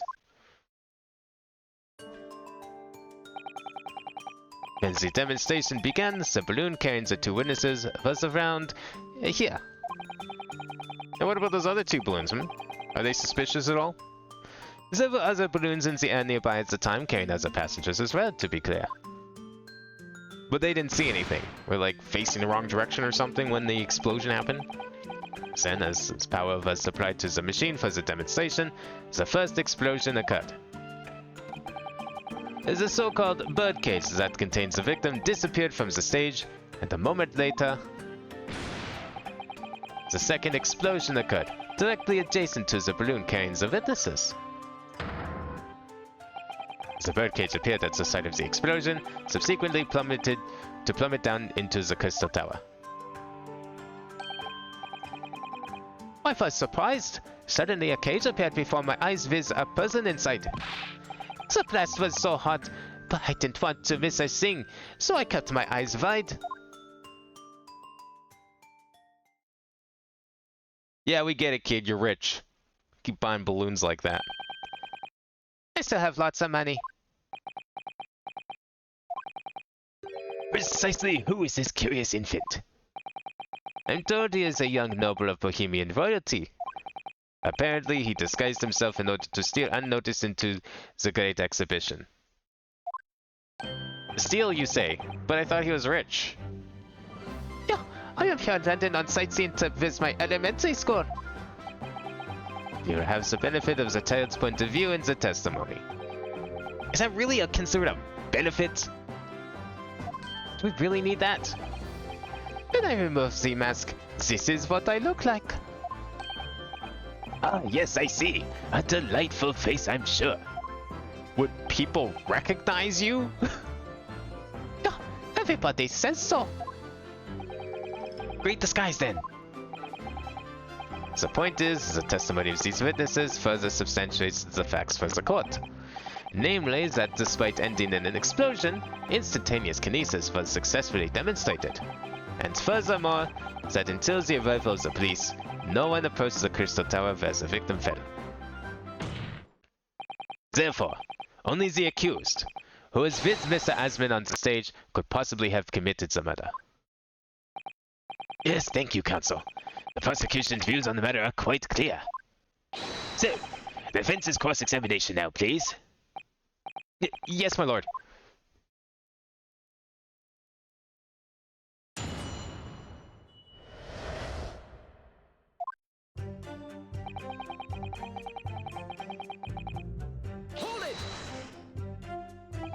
And there were 3 balloons flying above the experimentation stage at the time, I understand. I didn't even notice his hat. His hat's like actually on fire. How is it not lifted off his head then? Si, all 3 of them, my bellissimi bambini. They are very popular, senor. Some people will pay £10 for one ride. £10? That's more than my annual stipend. £30 a month. That is my pocket money. I also have all the luck. I got up there for free, I did. Played the old I work for Her Majesty's Police card, you know? Detectives have all the luck. If they're so popular, why would you only be operating such a small number of balloons, though? Because if I have too many in disguise, they could crash into each other. The operators for the balloons were decided by lots, with each operator manning a particular area. See, and the zone above the public experimentation stage is the most profitable. The other impresarios, they hate me. Thank you, witnesses. I think the court has a clear picture of the arrangements for balloon rides at the exhibition. And perhaps we can hear more about what you actually witnessed of the incident. What? I can fill you in there, my lord.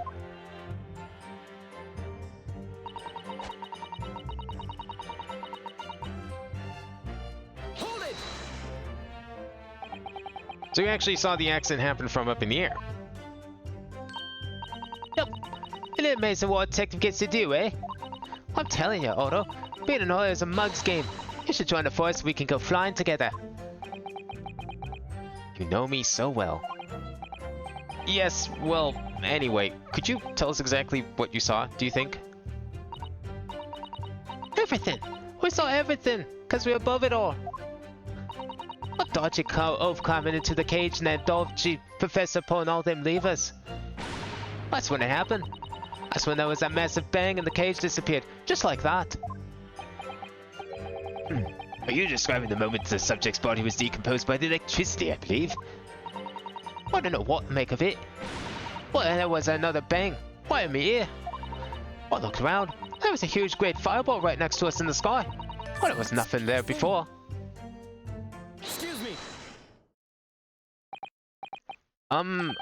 Master Gods, does your memory of the day differ? My teacher at elementary school said that when you meet someone for the first time, you should always use their full name. Yes, what was it again? Wilhelm Gottster Sigismund Ornstein. Just the 4 names then? The point is, do you have something to say? Something to add in response to Detective Gino Lestrade's last remark, perhaps? Oh, get it right, Otto. It's Inspector Lestrade. Why does everyone have a problem with how I dress them at the moment? That is not what I saw. Oh? Yeah, there was a second explosion and it was right beside a balloon. That is true. But I'm sure. Which is what I said in it. 1 minute there was nothing. There and then a massive explosion. My teacher at elementary school said that when someone else is speaking, if you are rude enough to interrupt, you will have the most awful life imaginable. Are all Bohemians brought up to be so full of joy?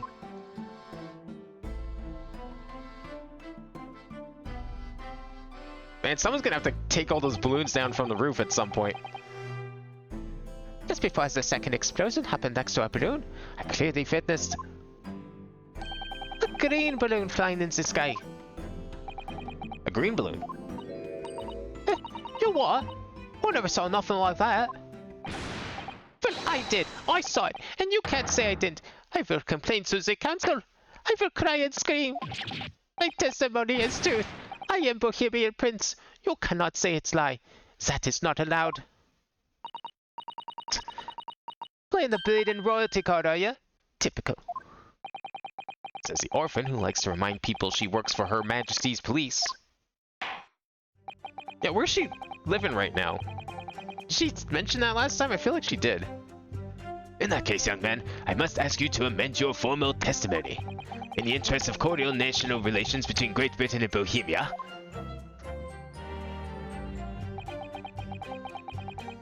It was not the sky that exploded. It was a great balloon that was next to us at the time.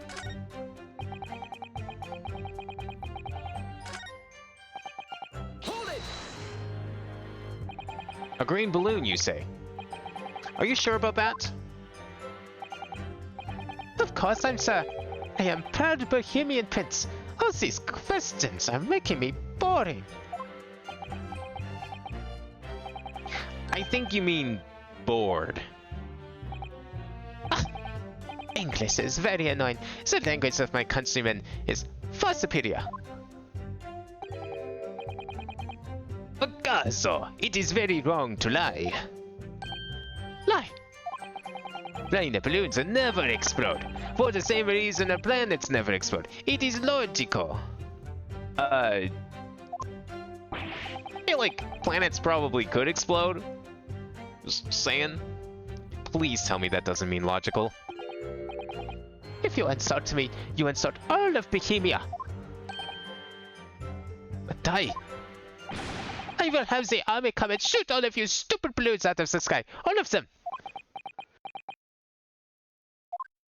Did we just instigate World War I a little early? Perhaps. Feel like we did. Here you are, Your Highness. Only all international incidents were so easily resolved. Now that peaceful relations have been restored here in the courtroom, perhaps we can return to the testimony. Did you also see the moment that the cage materialized, Mr. Loon? No, I did not see the esplosione myself. However,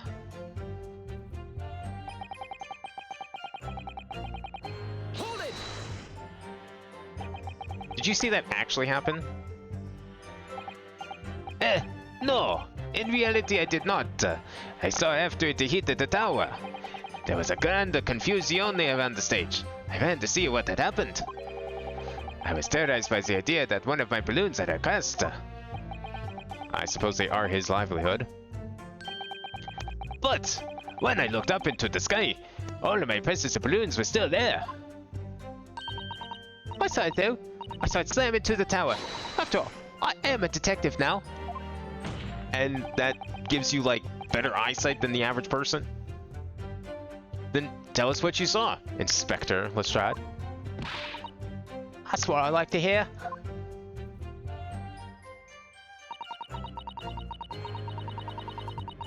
Hold it! Was it you who gave the order to keep people away? Here's an Ed order.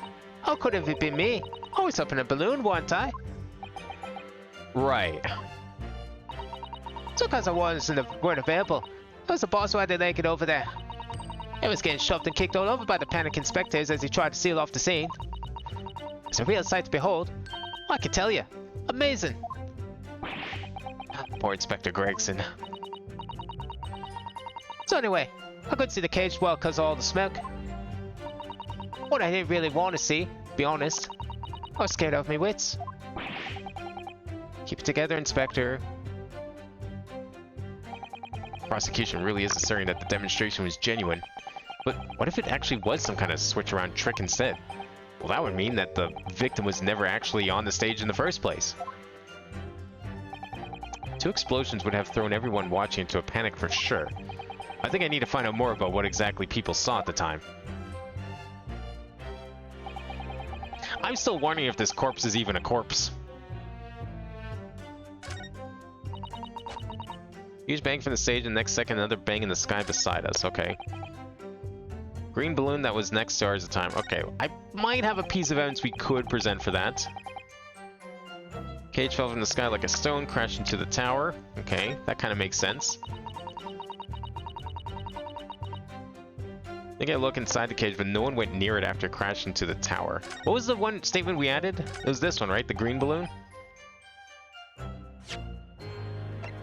Could have something to do with...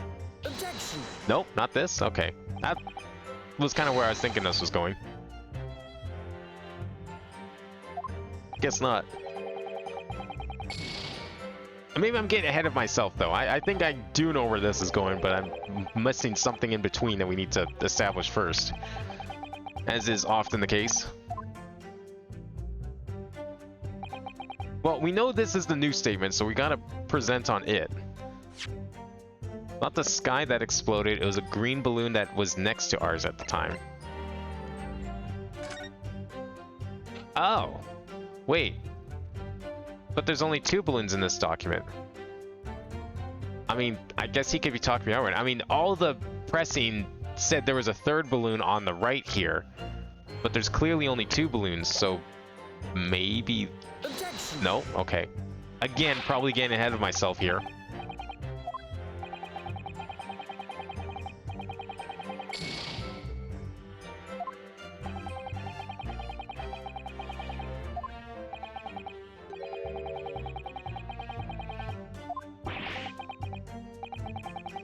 What else can we present? We don't have much more evidence to do here.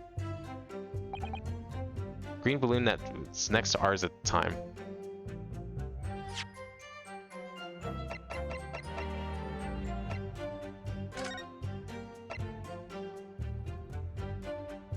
Falling from impact of the sun fall from considerable height. Okay, that makes sense. I don't think we need to be presenting that just yet.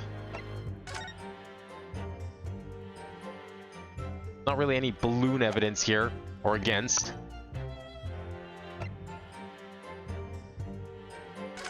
I mean, I looked at this last stream. I don't know if there's any...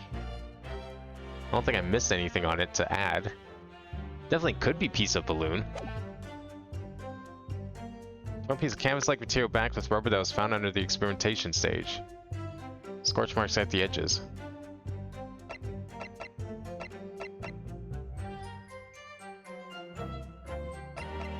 Yeah, I thought it was the cloth of a green balloon, but like that was where I got my first mistake on. That was the very first thing I thought to do. Would have made the most sense. I did this and I did this, because in this diagram there's only 2 balloons. I mean, one could argue it was the other balloon that's on the left, but they were adamant there was a 3rd balloon on the right. There's not really any... No one's mentioning how many balloons here. They just mention it. It's shown in the pressings. I don't remember which one exactly. Cage fell from the sky like a stone. Didn't get a good look in the cage, but no one went near it after it crashed into the tower.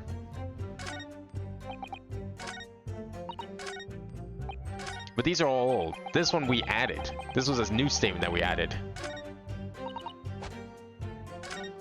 Yeah, this one was new. So it has to be this one.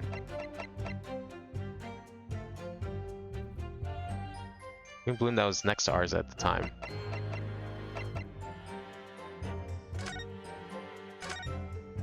Wasn't anything here about it. Well, this is yesterday's paper, right? Every article on the front page about the Great Exhibition, public experiments to demonstrate brand new scientific ideas, cultural exhibits from around the globe. It's also positive and hopeful about the coming century. We must all go to see it properly before too long.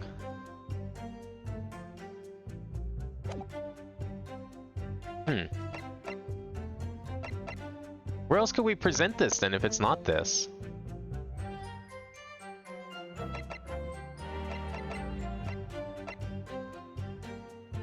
This only shows the stab wound. There's like no evidence of balloon in here.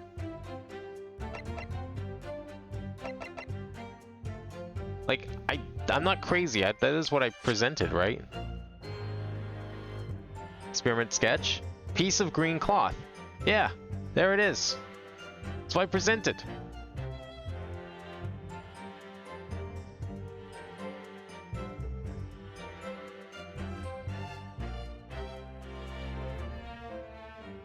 Okay, let me press this one again, see if there's anything in here.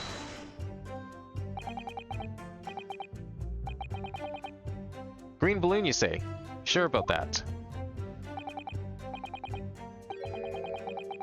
So it's definitely green. In before this guy's colorblind or something. They know how to detect that back in 1895? Maybe he's gonna like think this balloon isn't blue, the one he's holding. At some point. Maybe he thinks his badge on his shirt is green.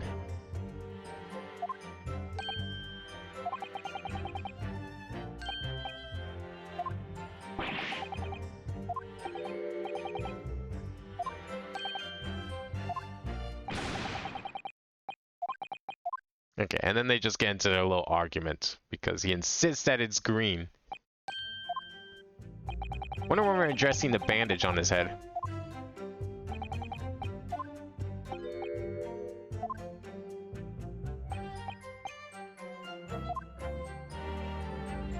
Didn't see the explosion, but he saw it fall. I don't think we have any way to, like, continue on that one.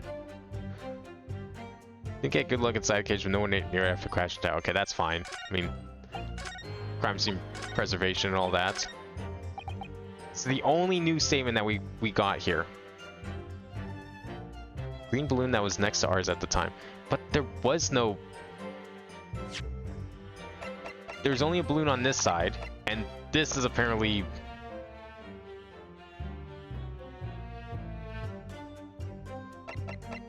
We don't have anything like proving or disproving an explosion.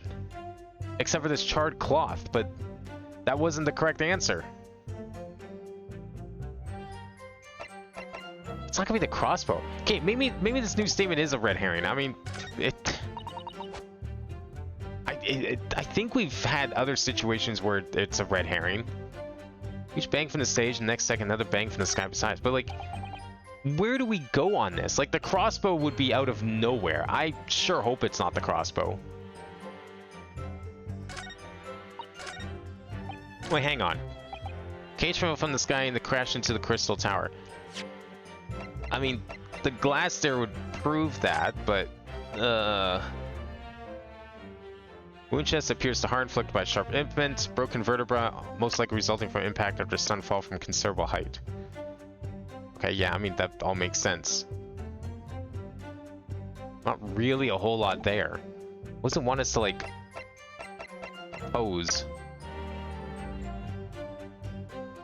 Multiple position the crystal tower of Professor Hairbrain's machine that exploded. I don't see how this is relevant at the moment.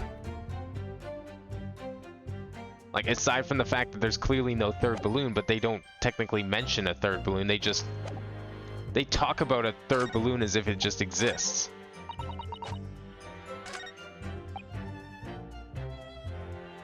Oh, wait. Objection! There it is. I had the right idea. They just want it on the other one. We're not continuing the train of thought that the kid was going off of. We're using the kid's statement to contradict this man's other statement. We're doing a jury presentation. Probably the best way I can explain it. Just in a roundabout fashion. I get it. Mr. Loon, in your testimony, you said that all three of the balloons you had operating at the time were undamaged. See, that is correct. If they had been caught in the explosions, it would have been terrible. I wonder if you might know what this is? Ah, I think it might be. See, part of a balloon. A burnt piece of the fabric of the envelope. Sorry, the envelope? Pardon. That is the large, round part of the balloon which becomes filled with hot air. It is made from a very thick fabric lined with rubber. You do not want to rip it when you are in the sky. Just as I thought. This piece of cloth was found near the experimentation stage. In other words, as Master Gotzik testified, a green balloon did indeed explode that day. If all the balloons in the sky above the experimentation stage belong to you, Mr. Loon, well then your statement that they were all undamaged clearly contradicts the evidence.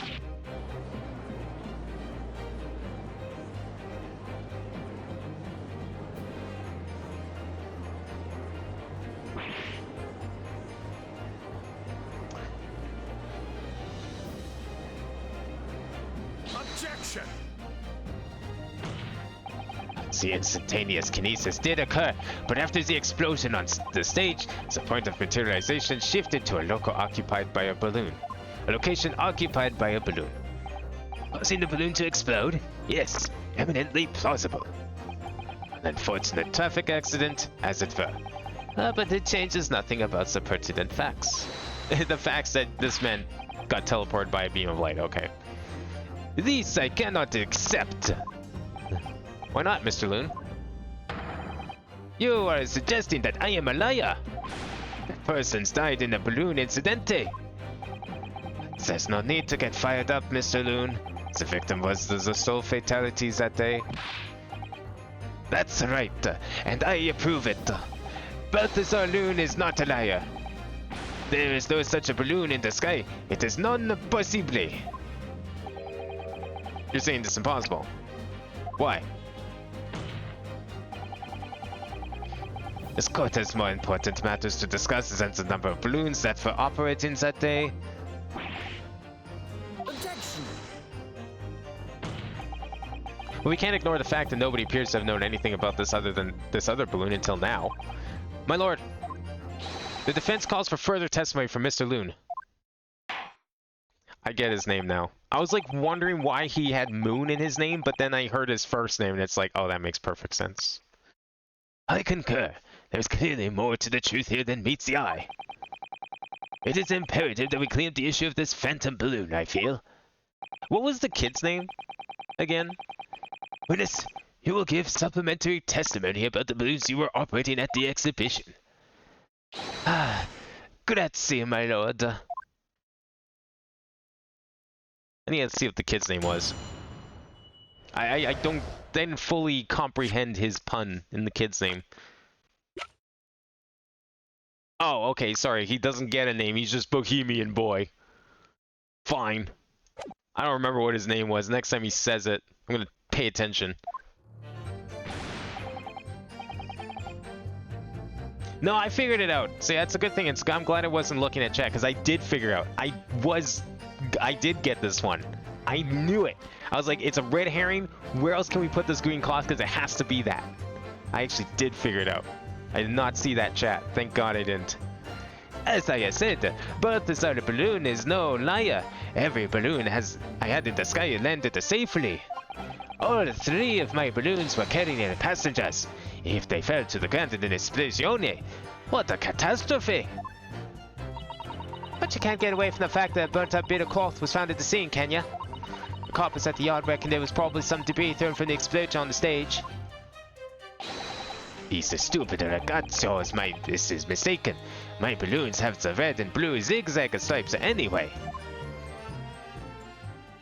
I mean, that's true. He seems to have that whole insignia about him. Why's he got green balloons in his hand then? So your assertion is that the balloon this child saw was not one belonging to you? What if this kid's like green-blue colorblind? Like that's a real thing, right? Like we always think about red-green, but like, what's the other types of color blindness? Isn't one of them like blue-green colorblind? Si, exactamente. If he even saw a balloon in the first place. I do not like the sound of it. It is very bad for business. I have a good mind to sue the land of Bohemia.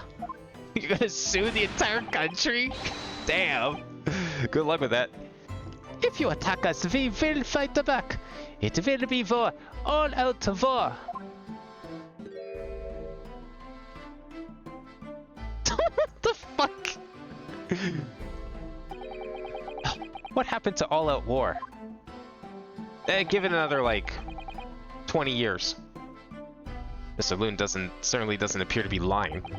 But that doesn't change the fact that the testimony and evidence are contradictory here.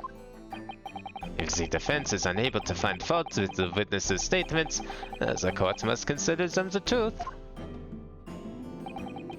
Think long and hard on that, my learned friend. Situation has clearly changed now. I have to get to the bottom of what happened here, no matter what it takes. Counsel, you may now cross-examine the witnesses.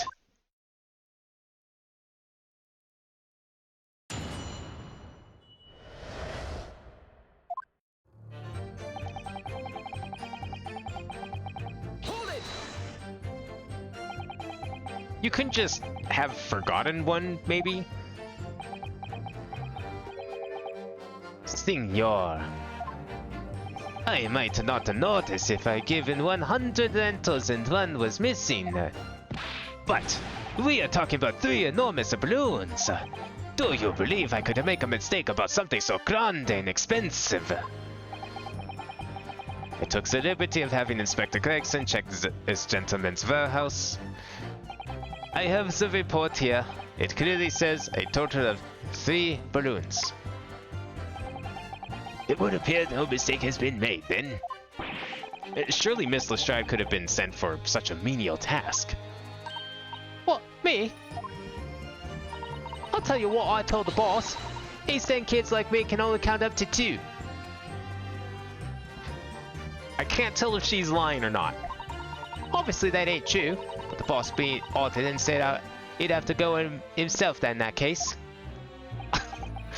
Hold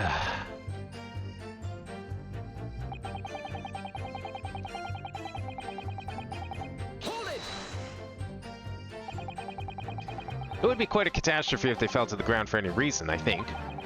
On that note, Mr. Loon, tell me, what is it that keeps these balloons in the sky? Are you an idiot? Sorry? That is like asking why does a candle burn bright? It burns bright because it burns bright, and a balloon flies because it flies. What else? So even you don't know. Great. That must be Italian for I don't know. There are 2 types of flying balloons, hot air balloons and gas balloons. Hot air balloons work on the principle of hot air being less dense than cold air, whereas gas balloons derive their lift by using a gas that is lighter than air. See, and the Maya balloons are filled with the magic gas, I believe. You believe? Hydrogen, lighter than air, but highly explosive. Good lord!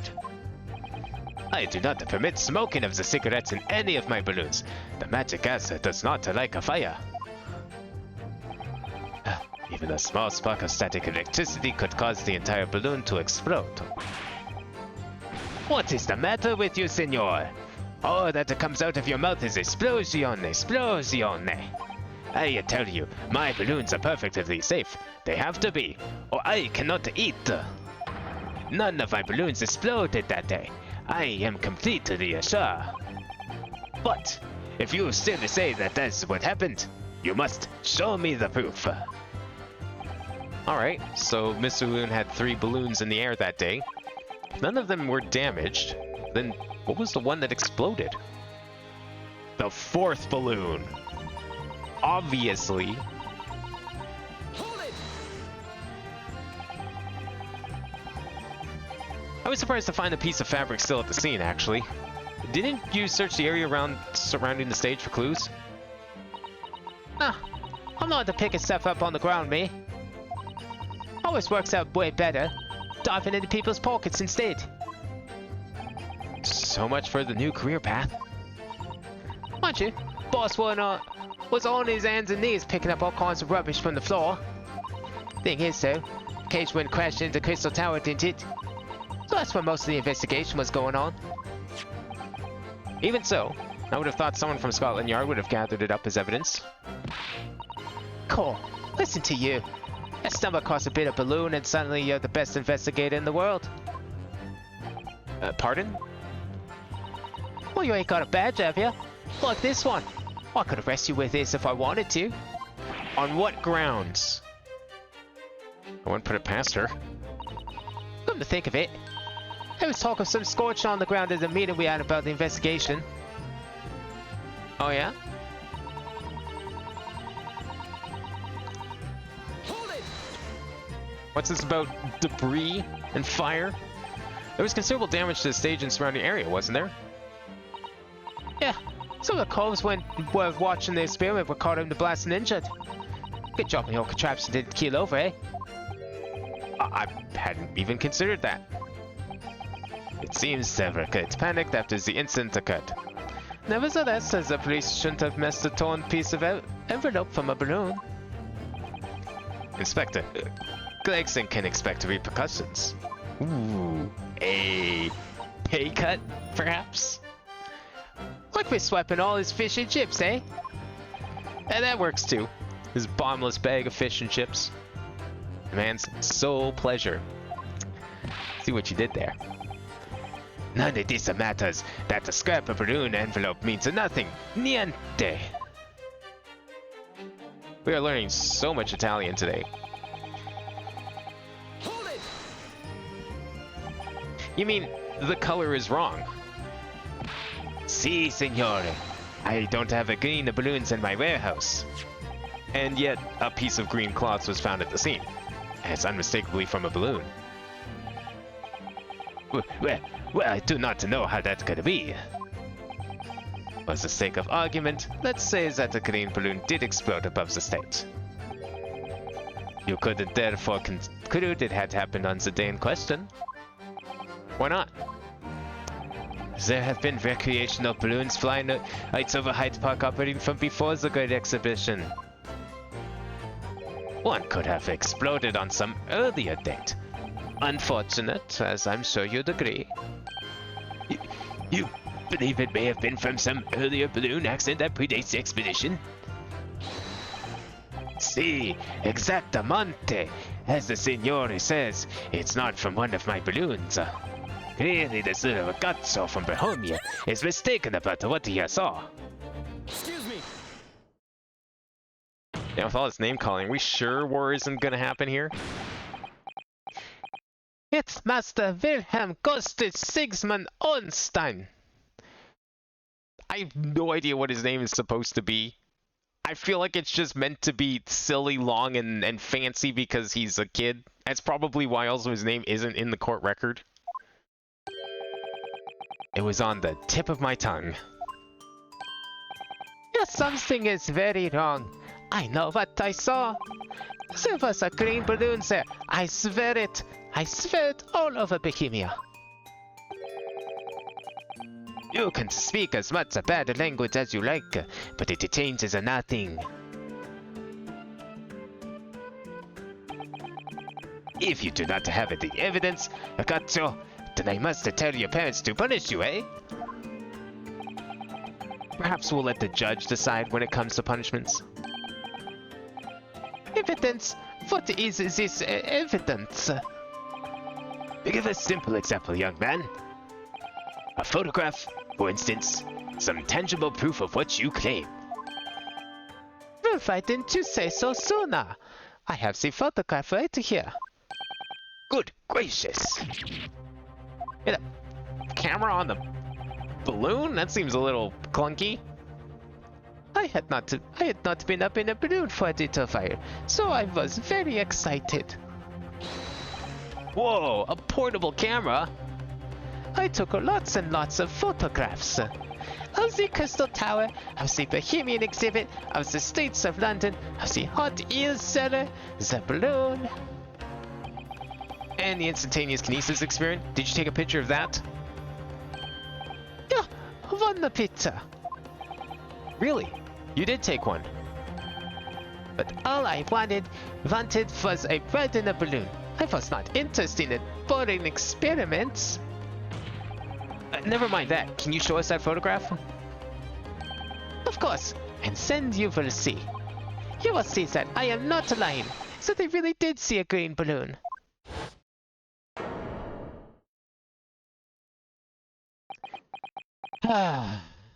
Richest kid in Bohemia. Can't even afford a color camera. Man, economy over there must be real bad.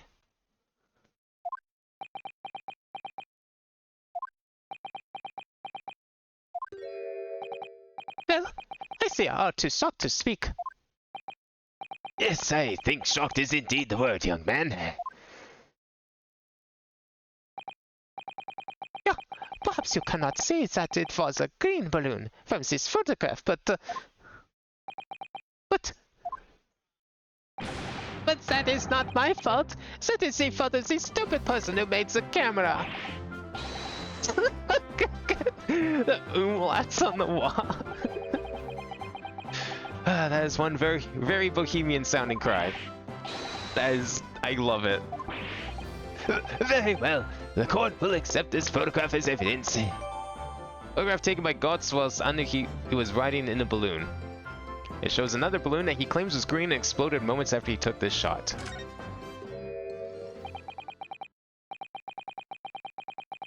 It's not my fault. It's the fault of the person who made the camera. Well, never mind. I'm sure you have plenty of wonderful sepia memories to take home with you. In any case, when exactly did you take that photograph? Well, it was on the day of the big explosion. You don't say. When I passed the shot over this, there was this very loud bang. And I heard wind burst over my face. Well, that means this photograph was taken a split second before the explosion occurred. Well, if you ask me, it's a black and white photograph tastes of nothing. I could not give the flying fig. Lovely language you've picked up. As I thought, Mr. Loon's testimony just doesn't quite add up. The young Bohemian boy claims to have seen another and fourth balloon. Mr. Loon vehemently denies the possibility. When it's hard to imagine the man in charge could be mistaken about the number that were in the air. Still, this inconsistency must tell us something, I'm sure. I guarantee someone here is colorblind. Every balloon I had in the sky landed safely.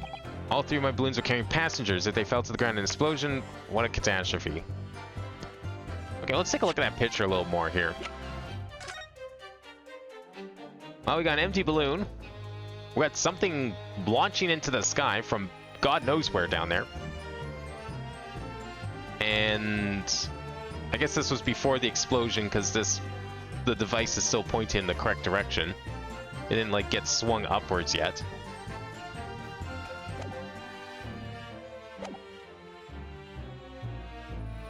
Okay, so that's true. So then this other balloon was empty, so he's probably not lying. A bit of cloth was found at the scene. Yeah, that's true. I reckon there's probably some debris thrown from the explosion on stage. Like, from what on stage? What would have this kind of cloth on stage? Balloons have the red and blue zigzag stripes anyway. Okay, well this one doesn't. Can we tell if for sure if this doesn't have zigzags on it? Because like, I mean, even look at him. You can barely see the zigzags on his balloon. And you can see a pretty decent chunk below it too. And the kid's balloon also has stripes on it. We saw that in the wide shot a little while ago. I didn't know his balloon had stripes on it. I didn't know any of their balloons had stripes on it. So can we really say for certain if this balloon has stripes or not from this angle? I don't know if we see enough of the balloon to determine that.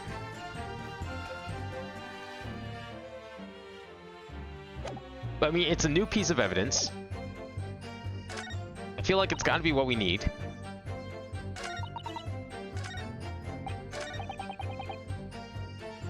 Every balloon he had in the sky landed safely. He keeps insisting this. I have a tendency to believe him here. All three of his balloons were carrying passengers. If they fell to the ground in an explosion, what a catastrophe. I mean, are we really going to call him out in the balloon thing? I guess we kind of have to, right? Like, it's got to be this.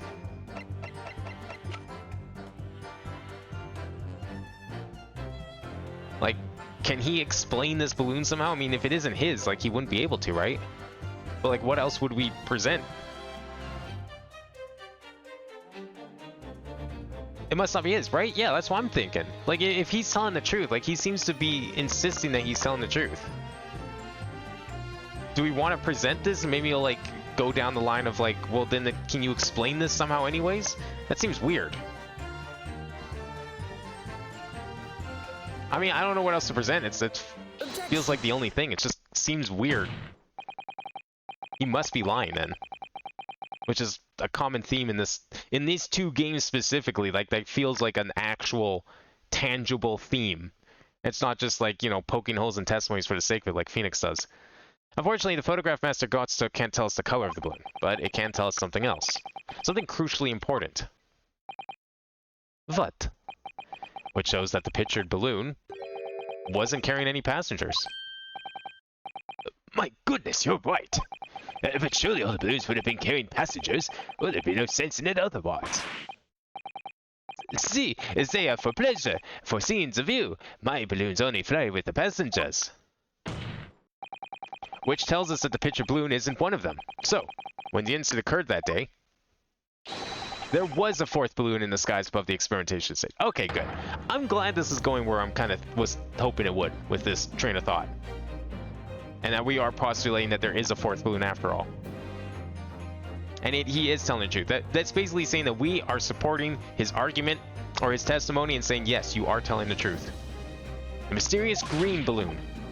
I know nothing. Niente. I can only tell you one thing. If this balloon was not to carry passengers, then it was not one of mine. Alright. Do you know another balloon operator who might have green balloons? Perhaps? And we could talk to them. There are legal tradesmen everywhere you care to look. Clearly, one such entrepreneur decided to capitalize on the opportunity presented by the Great Exposition, and managed to operate balloon fights on Mr. Loon's patch without him realizing. See, the competizione, trying to steal my profits. I did not notice because of the experimento that went wrong on the stage. This fourth balloon exploded at the very same moment Mr. Asman was beamed from the stage below. Right. So the scraps fell to the ground after and left them scorch marks. They didn't come from the stage at all. It was from Bit's little balloon raining down. Because no one was in it, it didn't get no attention. Mysterious fourth balloon carrying no passengers, silently floating over the experimentation stage. Objection! This photograph shows us nothing more. A stray balloon carrying no one and operated by some rogue trader. Clearly it has nothing to do with the case. Its relevance does elude me, I must say. The court has seen sufficient evidence and heard ample testimony already. The prosecution calls for this trial to be concluded. Oh, is it time to face the jury? Really? Have we really got to the truth yet? No, I can't let this opportunity slip away. The jurors' minds are made up, and not in our favor. What else can this photograph tell us? Is there nothing more we can learn from it? It's staring us right in the face. Not even the balloon. That's off to the side. Ladies and gentlemen of the jury, wait. Please don't give your decisions yet. The photograph from Master Gotts may well be hiding one more vital clue. What's that? A vital clue? Objection! We're well past the point of mere possibilities. It's time for definitives now, so tell the court. What exactly does this alleged clue in the photograph prove? Well, obviously not the color. Can't really determine that. Maybe the cause of the explosion could explain that white streak. Someone shooting surface-to-air missiles in the middle of the exhibition. Obviously not the owner. Can't really determine that yet. We can reasonably assume that the picture balloon was destroyed in the searing heat of the explosion. Yeah, that's right. Yeah, it was not my fault. No one's saying it's your fault, kid. The hell did that come from? Evidently, because the birdcage from the kinesis machine materialized in the sky where it had been flying. And the balloon, being filled with flammable hydrogen, instantly and explosively ignited. Objection! No, that's not what happened. What? It would appear that this photograph requires closer examination.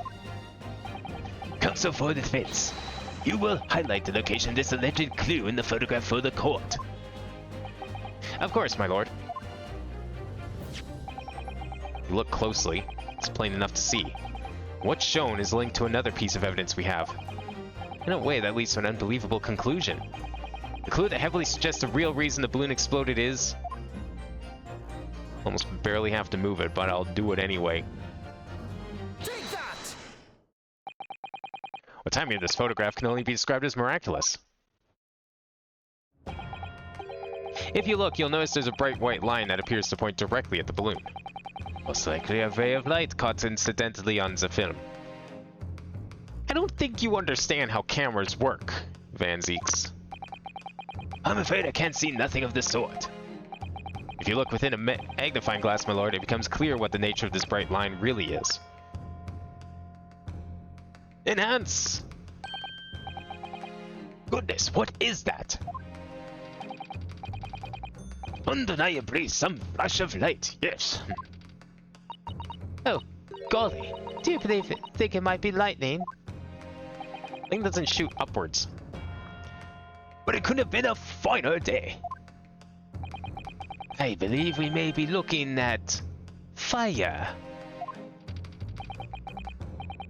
A ball of fire headed straight for the balloon. Like an arrow. Indeed, even to my aging eyes it would appear to be a flame of some sort. My word! Are you suggesting this flame struck the hydrogen gas that filled the balloon? Objection! That's absurd. The balloon would have been 60 feet above the ground at the time. No flame could have possibly reached such a height. Objection! Actually, it's my opinion that a particular piece of evidence found at the scene reveals how that exactly is what happened. What evidence? If such evidence exists, Counsel, then for goodness' sake, present it, man. Which evidence explains this mysterious streak of flame that appears to be headed directly for the balloon? Take that! This was found hidden at the foot of a small ornamental tree near the scene. Again, wasn't really hidden.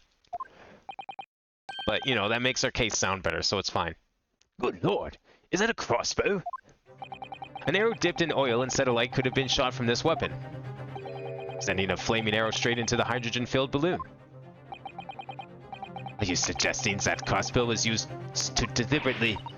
Blimey, you're right. That Strigaloy in the photograph just looks like an arrow, don't it? Then, the explosion of the balloon, it was your fault. Very likely the result of a flaming arrow from this crossbow lighting the hydrogen gas inside it. Oh, that's a new reaction from him. What the fuck? We've never gotten that reaction before. He's usually so stoic about anything we throw at him. I don't think I've seen that before. Order! Order! Counsel, this is an extraordinary supposition. If the aim was to cause the balloon to explode, the shooter could have used the gun, of course. However, there's an obvious reason why that would have been out of the question. The noise of the discharge? Of course. That's right. By using a crossbow, the projectile could be fired at the balloon silently. Well, yeah. If someone had shot a gun off in the exhibition grounds, it would cause a real panic. And then everyone would have been talking about a third explosion, most likely. But with the big explosion, there was a very big panic anyway, no? And speaking of panicking, you looking okay there, Mr. Loon? I don't like this. I should be pleased I've found a plausible new explanation for all this, but something feels wrong. Objection! Do you understand the implications of what you're saying, my Nipponese friend? Well, if a flaming arrow did indeed hit the balloon, then obviously it would have exploded. And if the birdcage appeared from the cloud of smoke that ensued... Oh, wait a minute. What are you really saying here? I don't get it. What? Was the birdcage beamed up into the sky after all? Or... what? My goodness me.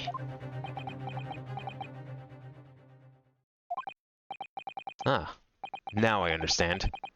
That's what this sinking feeling is about. I think there's a good chance that the birdcage was actually concealed inside the balloon all along. What? Did I just hear that correctly, Counsel? There's no going back now. The horse is bolted. Let's assume, as I said, that the birdcage was hidden inside the green balloon from the start. On stage, when the experiment was started, the birdcage and the instantaneous kinesis machine disappeared in a cloud of smoke. At that moment, the flaming arrow was fired from the ground,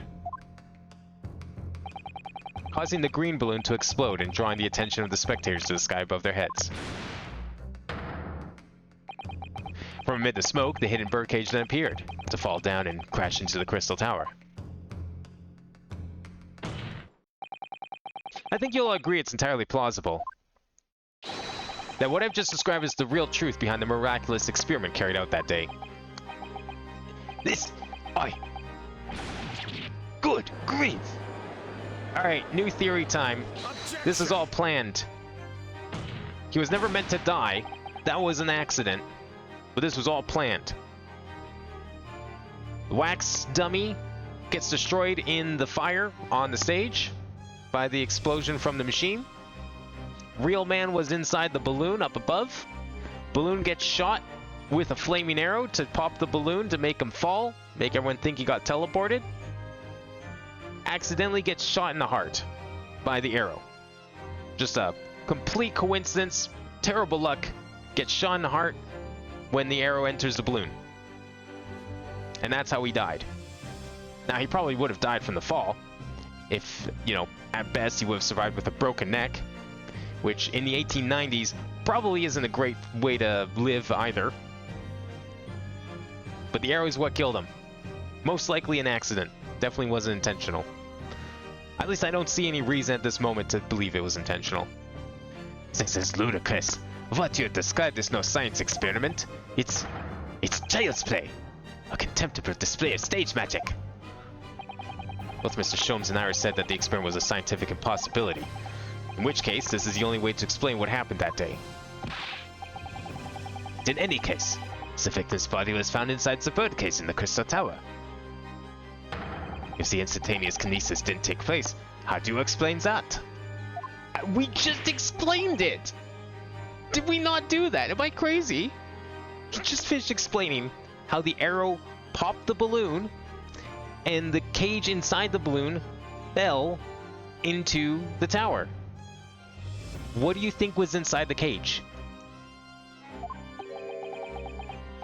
If I may put a word, as a man of magic myself, such apparent discrepancies can easily be explained by some simple deception. Juror number 3. All that would be needed is a doppelganger, someone who looked very similar to the victim, Mr. Asman. And having this other man appear on the stage to front the show as a body double. Yes, of course. So in fact, Mr. Asman must have been inside the birdcage that was concealed inside the balloon right from the start. Objection. Now, I'm a little worried that I just figured out the entire case, because I'm not really sure what other twist they could introduce here to make this wrong. I'm hoping there's something, because, you know, I feel like I've figured out previous cases too, and they throw in some sort of wrench to mix it up. But considering all the facts, the things we investigated in the first part of this case, I'm not really sure how else you could spin this. You still think there's a trap door? But, like, think about it, though. If the wax dummy was the one inside the machine, it's wax. Machine's exploding. Full of fire. The wax just melts away. There's nothing to hide. It's gone. The wax has disappeared. So, it seems like an easy thing. That's why they built the bird cages out of wood, so it easily burns in a fire. That balloon would have been filled with hydrogen. Anything hidden inside it would have been scattered to the four winds when it exploded. No one would ever have embarked on such a risky venture. I agree. It was a very risky venture. But what if you got paid a lot of money for doing it?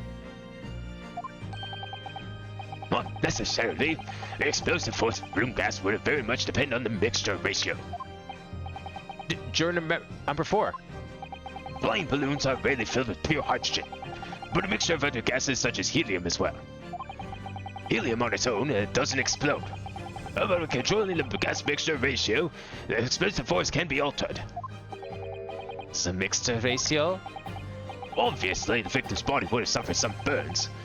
That would be unavoidable. But Not to such an extent as to render this whole obscene stride impossible.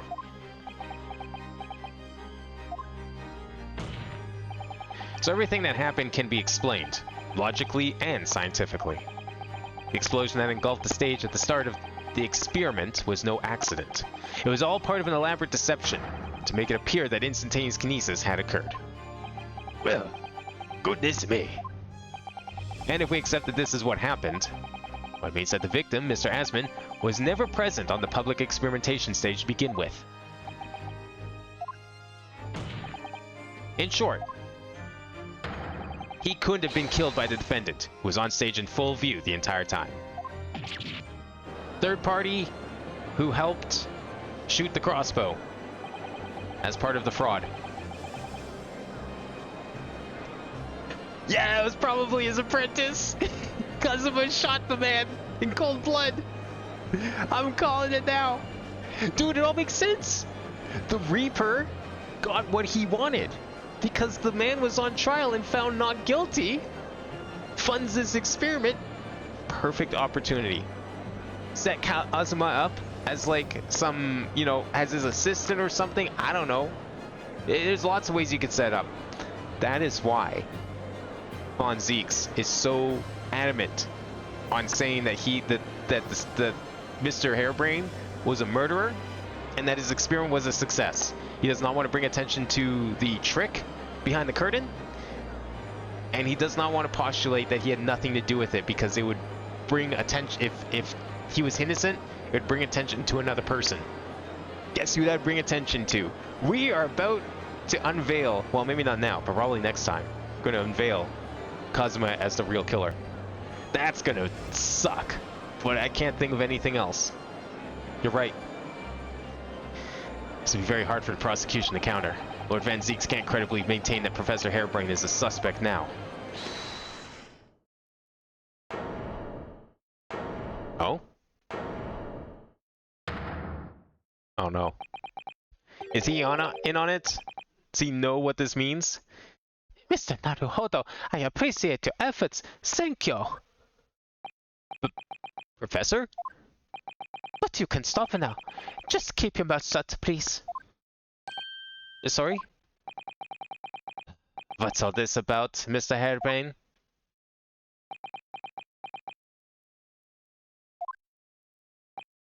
I, Albert Hairbrain, hereby confess that it was me who stabbed Mr. Odie Osman. Oh, here it is. Classic. Defendant confesses to murder and makes up a fake story. Yes, it was me, with my faithful friend and partner, Andrew the Skulldiver. What are you doing?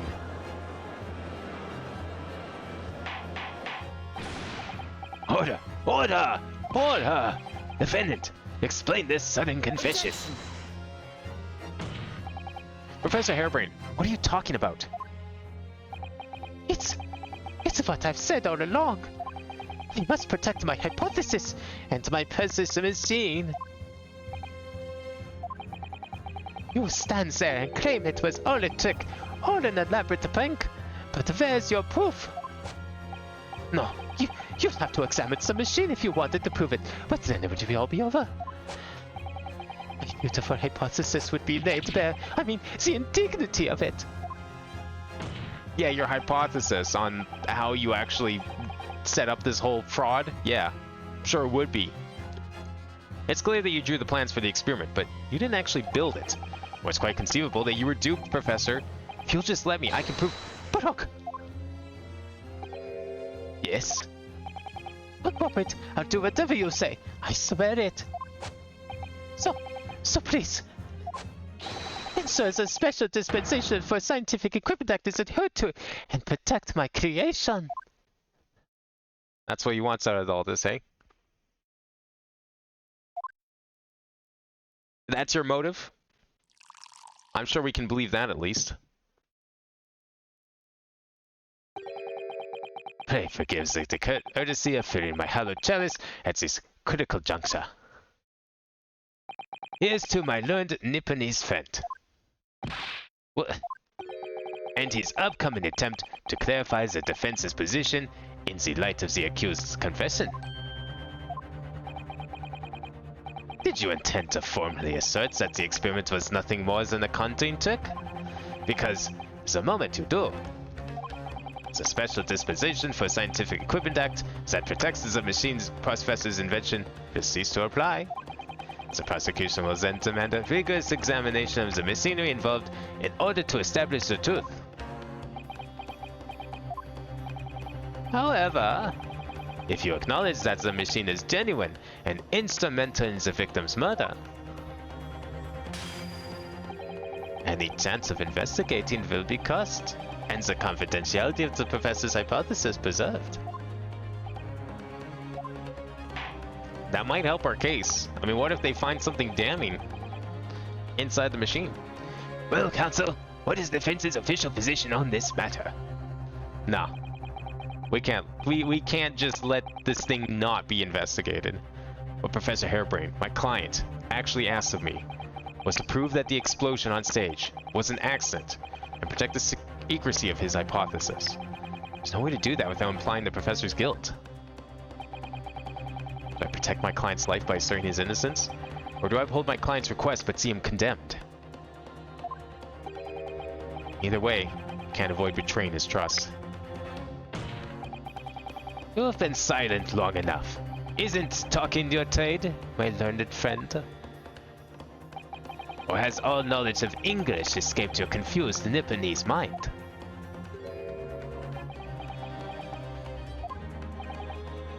Mr. Naruhodo! There's no escape here. I have to make a choice. What's an impossible one? I have to give up with something, but what? The defense asserts the defendant's instantaneous kinesis machine was in fact...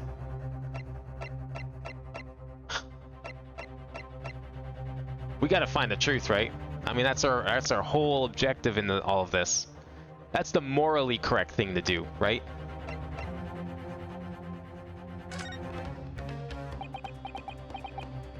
You can't say it.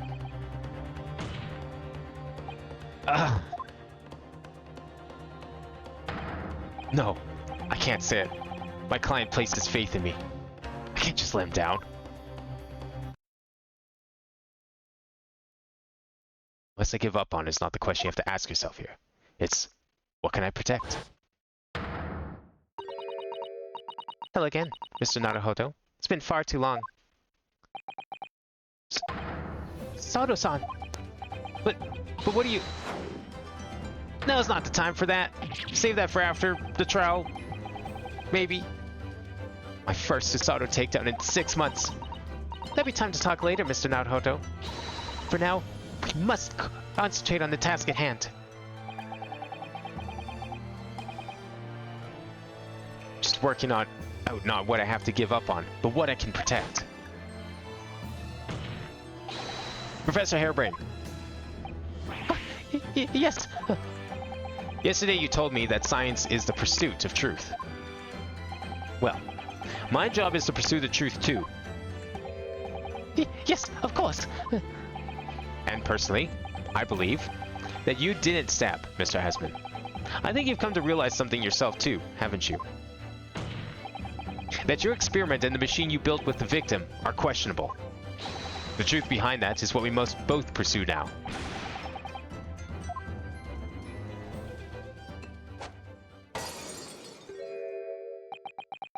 So, you finally opened your eyes. What? And as for you, Albert, you can't ignore this any longer. Having heard my learned friend's assertion, don't you have something to say? Brock! We're friends, Zeeks. Gosh, I've never heard him speak that way before.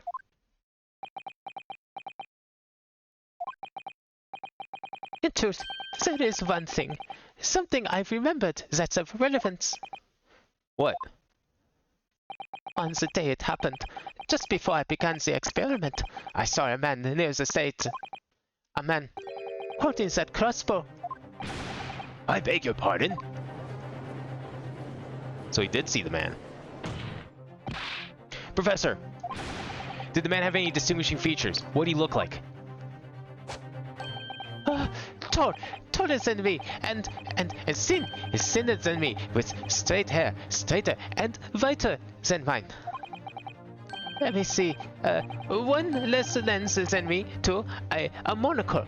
A rather stylish black monocle. But one thing in particular will help me to positively identify the man. You see, I know him very well. After all, he's the engineer who built my invention. Wait, does that mean the wax is in the tower? Were they examining a wax corpse? And no one noticed? No, surely. What? Okay, where's the wax coming into this then? Because if he was down there on the ground shooting a crossbow, then there's 3 people here. And one of them has to be a corpse, right? And it needs to be a real body. Because the police would know. Like, they're not that stupid. He built the machine?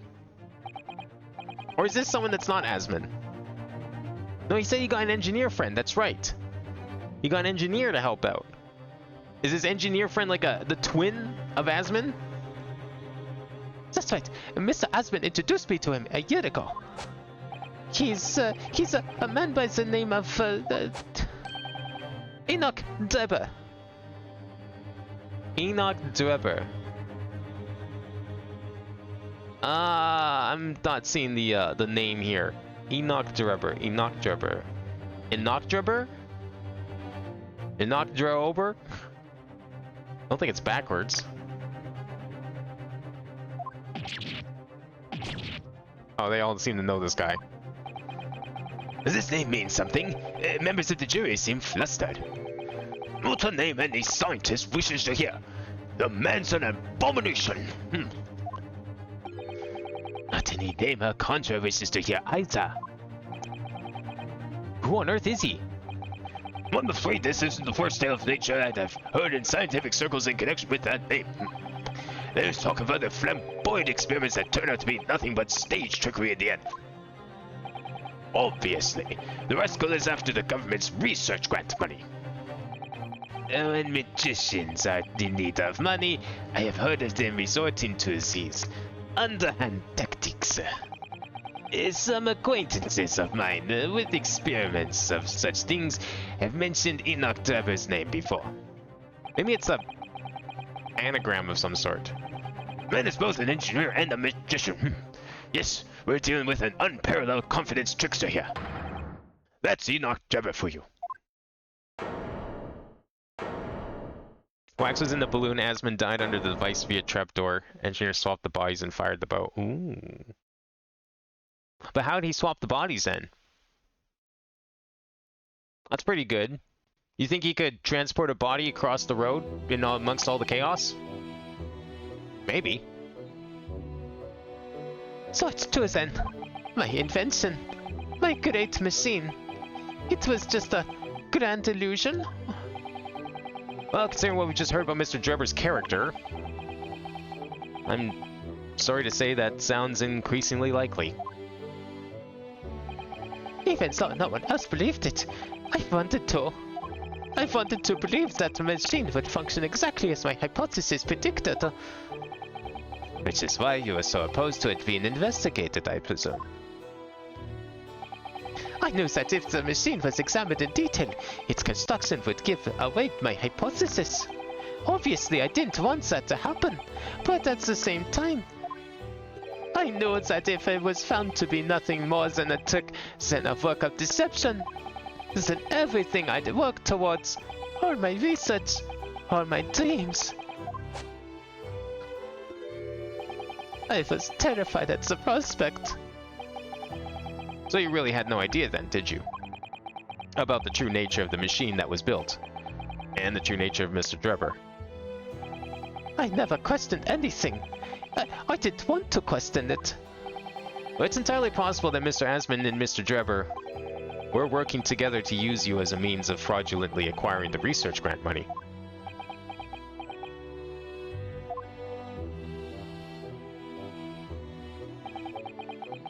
mean, he's clearly standing on stage there, so I guess like he had to, the real person had to be on stage, or someone who looked like him, anyways.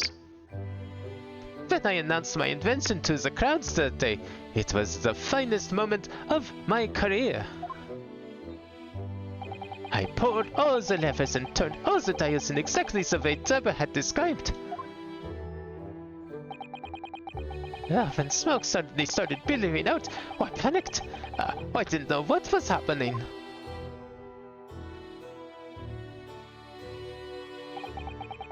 But I really don't know how the whole illusion was made to work. I don't know anything about it anymore.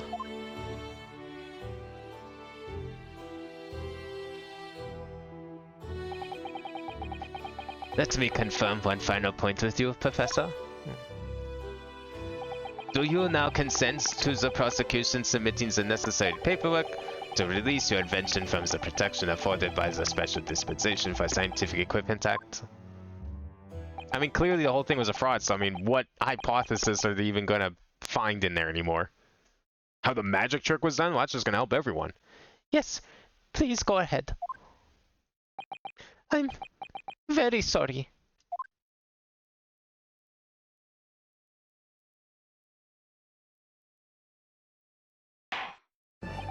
It would appear that we shall have to suspend proceedings for the remainder of the day now. Lord Van Zieks. My lord? The court has newly been made aware of another party whose involvement in this matter is critical. Yes, Mr. Deborah. Oops. Gather information about the man if possible, I should like him served with a subpoena. With pleasure, my lord. Now, counsel for the defense. Yes, my lord. When we reconvene, I shall be looking for one thing and one thing alone from you. Evidence that the defendant is innocent of the crime for which he is presently stands accused. I understand. Good. Well, in that case, this court is adjourned until tomorrow morning.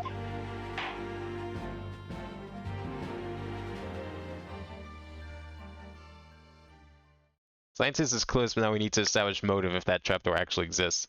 Yeah, I mean the trapdoor probably does exist. We're dealing with like a classic illusionist here, right? Good old smoke and mirrors, drop them through the floor. You know, textbook disappearing illusion. But I'm just wondering how you transport the body through the crowd then. I mean, yeah, there's a lot of commotion, but you know, someone carrying a corpse is a pretty big deal. And then the whole getting shot in the heart thing, I mean, that would line up with the balloon. So maybe there wasn't. Maybe he wasn't down there. Maybe that was a doppelganger. Maybe that was the guy he was talking about, Mr. Drebber, just dressed like him. Sounded like he was somewhat similar in appearance. And maybe he mistook him for him. There's all this talk of doppelgangers earlier.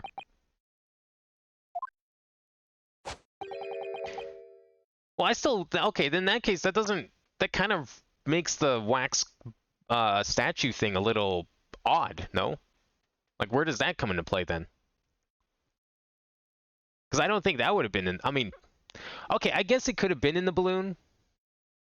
And then, like, he just went, when he swapped the bodies, he just went and stabbed him with an arrow? But why? That seems a little weird. Like, if he... I guess he could have still shot him with the crossbow afterwards, but I don't know. Seems a little strange. Like something's just not lining up here with that, with part of that explanation. Mr. Naruhodo. Yes. I'm so sorry. I was wrong. You were right. I tricked you. You trusted me. I dragged you into my mess. Oh, how did it ever come to this? I'm so sorry. Did you really have no idea, Professor? About what Mr. Drebber was really up to, I mean? About what he was really constructing? Naturally. That machine was the embodiment of my hypothesis, of all my hopes and dreams. I had complete faith in it. Alright, well in that case I won't say any more. Now, sadly, the murder accusation against you still stands. So we must do as much investigation as we can before the trial resumes tomorrow.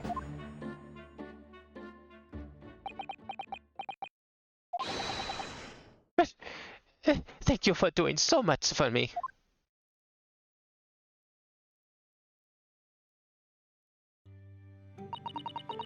I'm so sorry for arriving late this morning, Mr. Naruhodo. Arriving late? Did you receive my postcard? I wanted to let you know when I'd arrive. Postcard? What postcard? I hid it from you, Vuno, so it would be a surprise. Well, did it work? I was surprised, alright, especially when she threw me to the ground. Oh dear, I'm so sorry. I was just so happy to see you again that, well, it sort of slipped out. Maybe we could stick to more traditional displays of emotion in the future. Susie's train was late into London Victoria this morning, you see. But we made the coachman really whip the horses hard so she didn't miss the whole trial. I was watching from the gallery for a while, but in the end I'm afraid I couldn't contain myself. Well, I'm glad you didn't. Oh, Having you at my side in court gives me the strength I need to win. So, I'm delighted to see you back in London. oh, you're too kind, Mr. Naruhodo. I'm delighted to be here. Hope I can continue to be of service to you. Of course. So, what's brought you back? Did Professor Mikotoba not protest? Let's save all that conversation for when we're back at home, shall we? You know, I've made one of my most special blends ever for this occasion. Oh, Iris, how wonderful. I can't wait.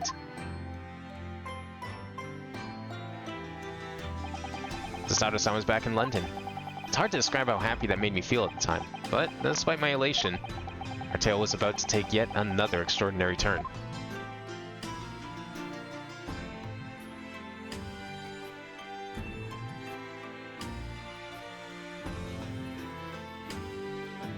So I guess it's still not clear where this whole wax museum thing comes into play then, eh? I mean, it seems likely that the statue stolen was a statue of the benefactor that allowed for this whole experiment to happen. But between it and possibly switching bodies and how this person exactly died, maybe it was he was like dropped through the floor and then stabbed elsewhere. Maybe he was actually in the balloon and he got dropped on his head. I mean, that seems a little reckless, but I guess it's not impossible. It would be the simplest explanation given the whole arrow thing. Maybe the balloon was completely empty. That was just like a weird distraction so that he had time to move the corpse up to the tower for part of the show. Only way I can buy that is if the scientist has face blinds. Yeah.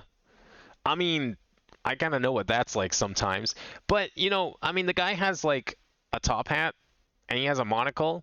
Maybe he was like in a shadow or something. Maybe it was like hard to tell. The white hair, yeah. I mean, he could have put on a disguise, but then that raises questions like, why this specific person? Maybe he took a disguise off. Maybe he still had the top hat and monocle on, but then he like had a white wig on that he took off, or like sorry, a black wig that he took off was part of his like disguise as Asmon. That's possible too. I don't know. I think it sounds like the next trial is going to be focused more on how did this illusion play out, which is a plot line that we've done several times in the series up to this point. So we have some experience with this type of case. Not really sure where it's going to go. There's a number of ways this is going to go. You know what? I'll take it because I think this kind of where this is going has kind of disproven my original theory.